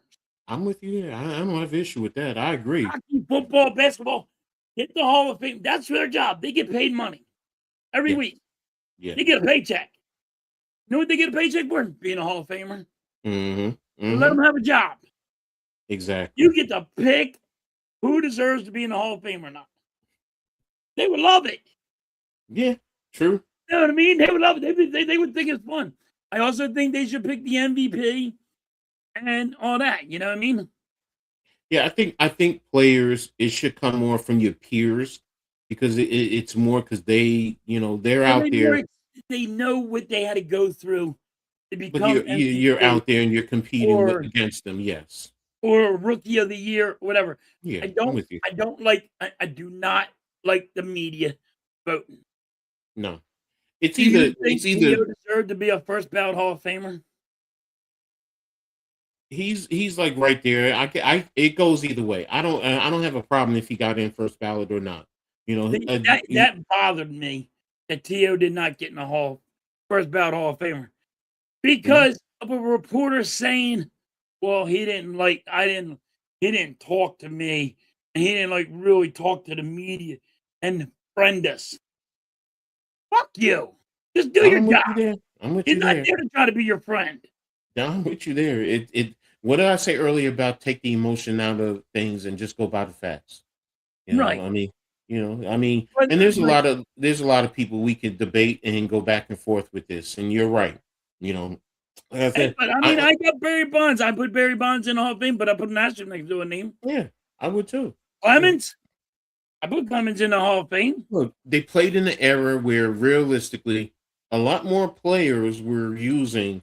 It's just that and look, Bonds never technically got caught. It's just that you said somebody else said that they did, did yada yada Right. yada, He but there never was got no, tested. He never yeah, failed for a test yeah. So it's because like, what he did was he said, "I'm out. I bounce. yeah, I leave. You want to drug test me? I'm out. I'm going." yeah. So again, again the subjective aspect of it. The reporters. Yeah, you're right. You know, um, But I think that would help. I think it would help easier more to talk to the media if the sharing his. reporters didn't vote. I can tell you, Jay, personally, I hated talking to the media in college, man, because they twist your words around or they Yep. make it, they skew it towards their narrative. It's Yep. like, all right, you know what? If that's what you're going to do, because the one thing I hate is somebody putting words in my mouth. That's not what I And that's what they said. do. Now, if They you say you misunderstood, okay, this is different. Or I didn't understand or I misinterpreted, but don't put words in my mouth, man. I hate it. I hate that. Oh, you said this. No, I didn't. I said A, B, C, D. Don't tell me I said E, F, G. yes. No, no, no, I'm no. with you 100% on Yeah. that. That's what Get they out of do. my face. Get out of my They face with that. spin the Yeah. media Yeah. shit around the way they interpreted shit. And And that's and what they do. and ladies and gentlemen, the media are like that because we support them and we fall prey to the things they're skewing. It's half the times if we just critically think, we wouldn't fall for all of it. So, but let's get back to your feeling about now about your Eagles. How do you feel your Eagles season was? That's a failure. Is it failure because they didn't make the Super Bowl and win, or what? No, it's a failure because you can't just go into the and winning a Super Bowl and then just go into the wild card Mm-hmm. and not succeed. It's hard to go to back to. Didn't Mm-hmm. expect that, but you got to get past the wild. Mm-hmm. Mm-hmm. Mm-hmm. You are the Super Bowl champion. You got to get past at least the wild card. Now, if Mm-hmm. you would have went, moved on from the wild card and you were out, all right. I didn't like some of the things that happened this year with the Eagles, but all right, at least you went past the wild card. You couldn't make the Mm-hmm. wild card. You couldn't beat the wild card team. You could barely got in the playoffs. Mm-hmm. Mm-hmm. You're one and done. You're in the wild card. You've been the Super Bowl champions. They're Mm-hmm. headhunting for you. They have you circled on their calendar, Mm-hmm. Mm-hmm. and you failed. I think it's a failure to me Okay. because you didn't. If you would have went maybe the second one, maybe the third. I know you're not going to make the Super Bowl, but and then lost. I'm okay with that. Not in the wild card. You can't just make the wild card. You know what I Well, mean? how are you feeling about this off season with certain plans, or what are some of the plans you've been hearing about the Eagles? Now I know they lost their offensive line coach as one of them, and many of you guys are not happy with it. But some of the other things associated with their off season. Now we got we got rid of our coordinator. We lost our offensive line coach. We lost our cornerback coach. We lost some defensive coaches, and now people are like, "Oh, the coach the offensive coordinator that we got from Green That's it. Bay, oh, he's the next Andy Reid." He never called a play in his life. How do you know he's the friggin' next Andy Reid? So I mean, like, I'm up on airs with it. You know what I mean? I'm just Mm-hmm. air Mm-hmm. right now with it. I don't know what to think. I don't know if this guy's going to be a good play caller or not.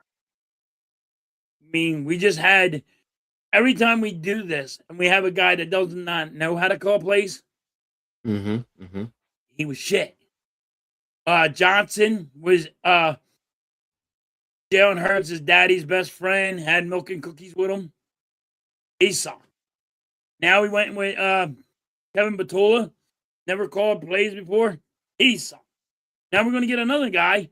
He looks like the fucking Sandman from goddamn Spider-Man. So, just don't know what I got, Coach. I don't know what I got. Well, I mean, we're still in. I'm losing Lane Johnson, and it looks like I'm losing Lane Johnson and our offense.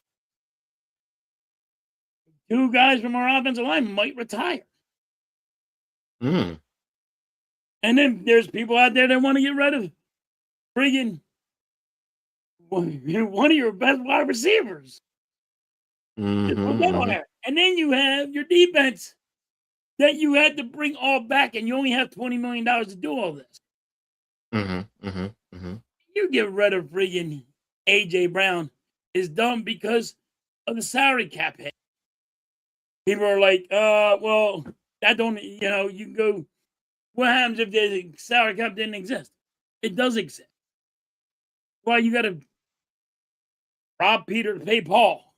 Who's taking a pay cut? Who's going to restructure their contract to get these defensive players in?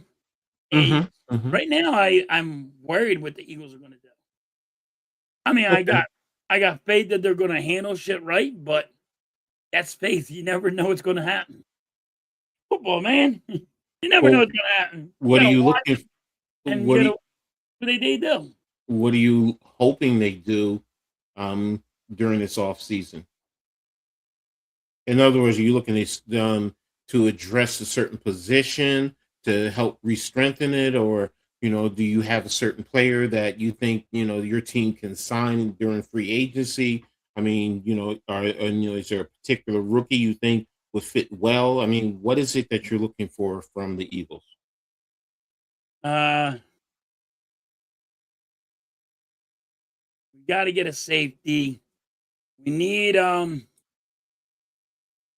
corners. What are we doing with Jordan Davis and Jalen Carter?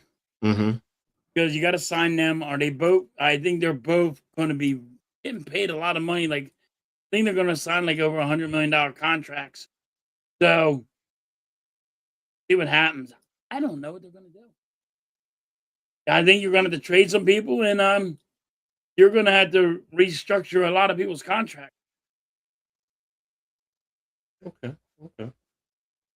Hold a minute. What is my daughter saying to me? There we go. Okay. Sorry about that. You good? Well, in terms of the Giants, I was happy that we finally made the coaching change. I do like, how this coaching staff is constructed. I know a lot of people initially did not like the OC hire. They had questions, especially after what's his name was hired by Cleveland. But bringing in Roman to be the run game coordinator, because now they kind of offset each other's weaknesses. They help strengthen it. So offensively, I like what you're doing. Defensively, I don't have a problem with Wilson. I definitely like what they're doing. And again, the level of experience that is in this staff is only going to help Dart in the long run. So that's something that I really appreciate and I look forward to. And then overall, you're just like you. What are we doing?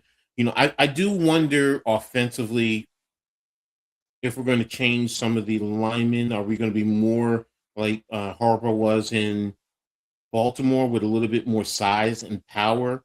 But then again, Nagy has been a little bit more of a, I don't want to say a finesse, but he's used linemen who are a little bit more quicker and they weren't as hefty. So I do think we need to focus on our offensive line. If we stay at 5, personally, if I'm the Giants, I'm trading out at number 5 if I can.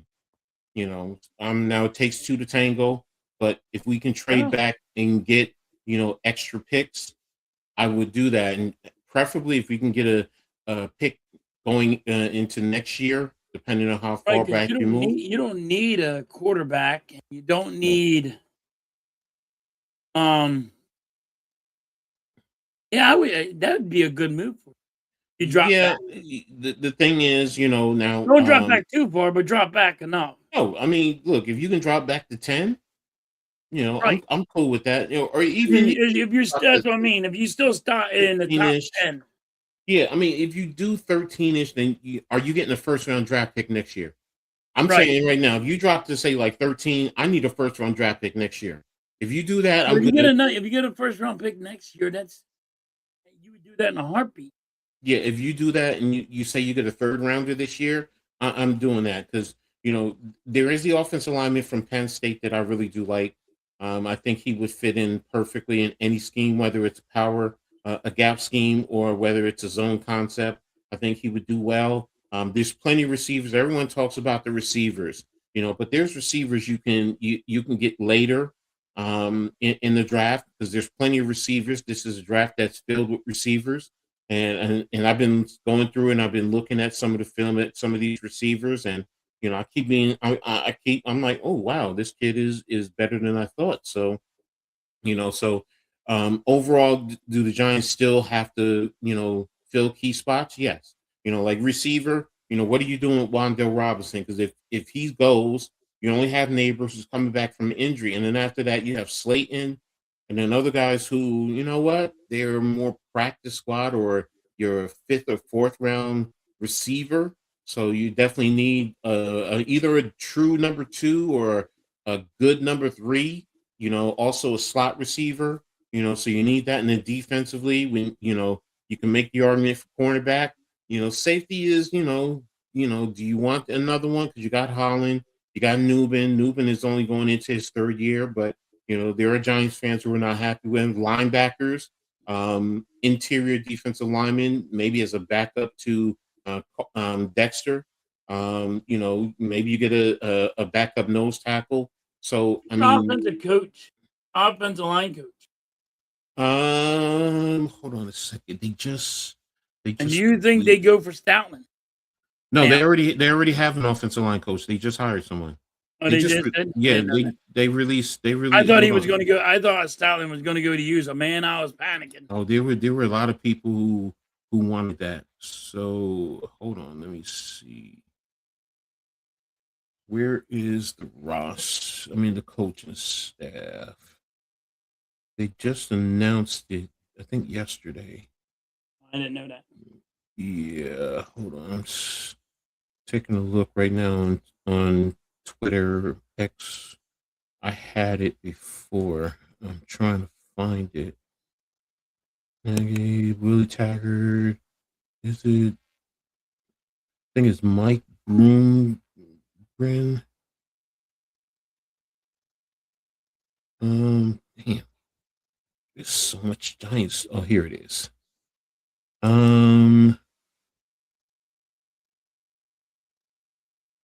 Tim Kelly. Yeah, Mike Bloomgren is the offensive line. Here, I'll share it with you so you can see. This is off of Twitter.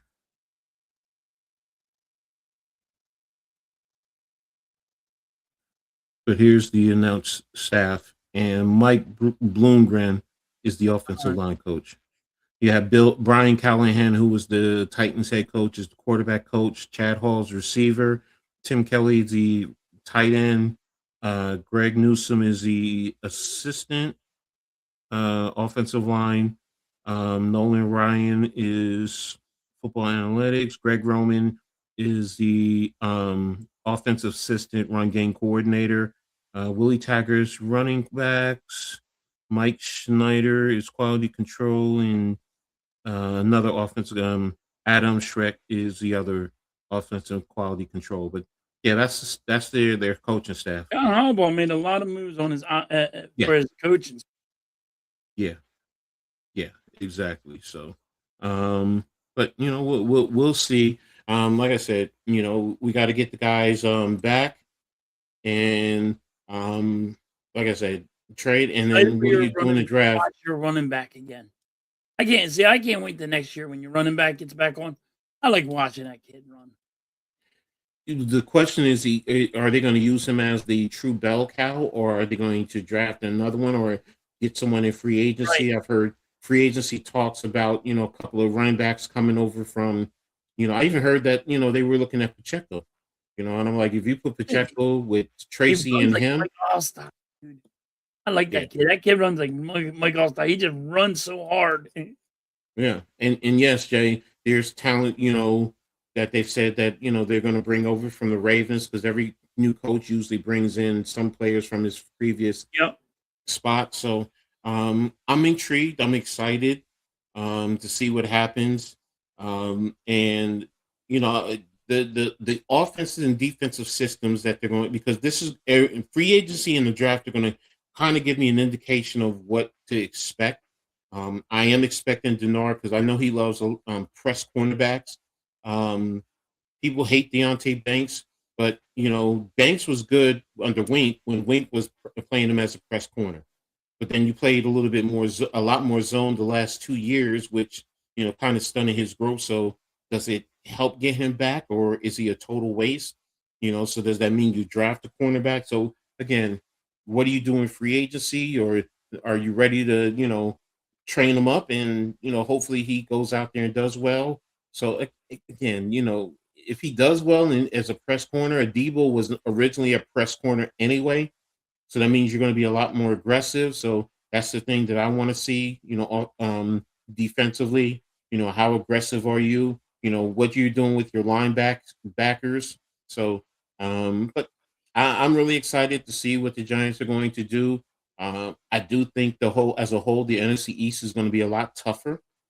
One of the things I do think John Harbaugh will do, and many of us Giants fans have been saying that, we need to play to our division, and you got to be physical on both sides of the lines. And I think we're going to be a lot more physical.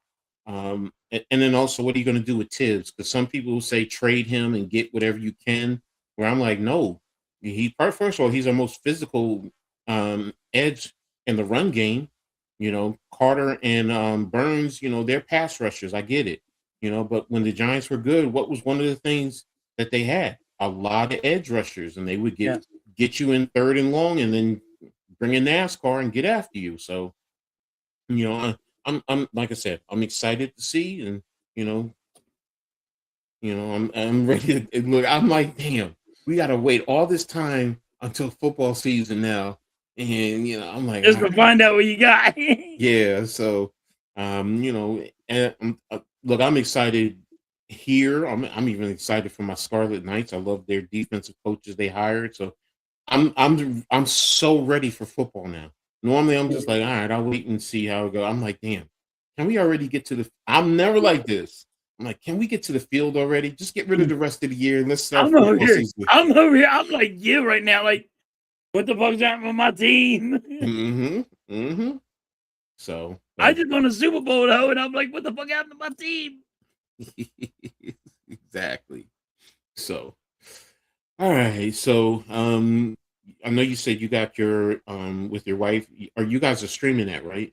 Yeah, we're gonna stream that in a little bit. All right. So you'll make sure you guys tap in to halftime. He's going to be streaming with Mrs. So it'll be a treat there. I'll be back. Halftime gaming stream, and yeah, it's You gonna going to be do it on interesting. YouTube? Yeah, it's gonna be on YouTube. Okay. Okay. Cool. Miss Halftime's gonna be on there. I'm gonna be on there. And Okay. Okay. Well, tap in for a she little has bit. her channel. Okay. Okay. And Anything tomorrow? I think we're gonna stream again. See how it Okay. goes. We're gonna do since there's no sports for a couple of weeks. Right. We're gonna be streaming my games. Everything, yeah. Hockey's in the Olympics and the NBA is on whatchamacallit. So yeah, you're They're right. on All-Star break. Yeah, I forgot about that. So all right. Well, there you have it. I'll be back on Tuesday. Cave and I are bringing back the WNBA She Got game. So we'll be talking about the women's game. Not just the W, the unrivaled, a little bit more. So stuff that we got in, Tuesday, Heart of the City with NYG. So, definitely got some things. So I'm getting back into the swing of things. So was trashing the 3-point contest. Oh, they were doing that now? Oh, I didn't even know that. So there you have it. So all right. So but I appreciate everyone for being here. You guys phenomenal today. The interaction, everything, even the guilty pleasure conversation. So You guys blew it up today. I thought yeah. that was going to go wrong, Coach, but you know what? Jay has a question for you. He says, are you going to lose to the wife again? Yes. If I know it's good for me. Happy wife, happy life. Yeah. So How it goes. yeah, so exactly, Vic, exactly. So appreciate everyone who's been rocking with us, those of you since the beginning, and everyone who's been in and out. Appreciate you. I know we went a little bit longer, but we've been away for a while, so giving you a little bit more. So awesome day. It was great awesome. job. I didn't think it was going to go that good, but Coach, it lit up, man. Yeah. I thought everybody going to take that wrong. Nah, I kind of got it. So no problem, Blaze. Appreciate you as always, man. I'll see you later. So, See you, Blaze. But I'll be back next, like I said, Wednesday, and with the Pick and Roll podcast too. So I'll be there too. So, and we'll be back next week. So make sure you guys tap in. But we're gonna get ready to get out of here. So before we do, what do you always say when we get out of here? Catch you guys on the rebound. Peace. Peace.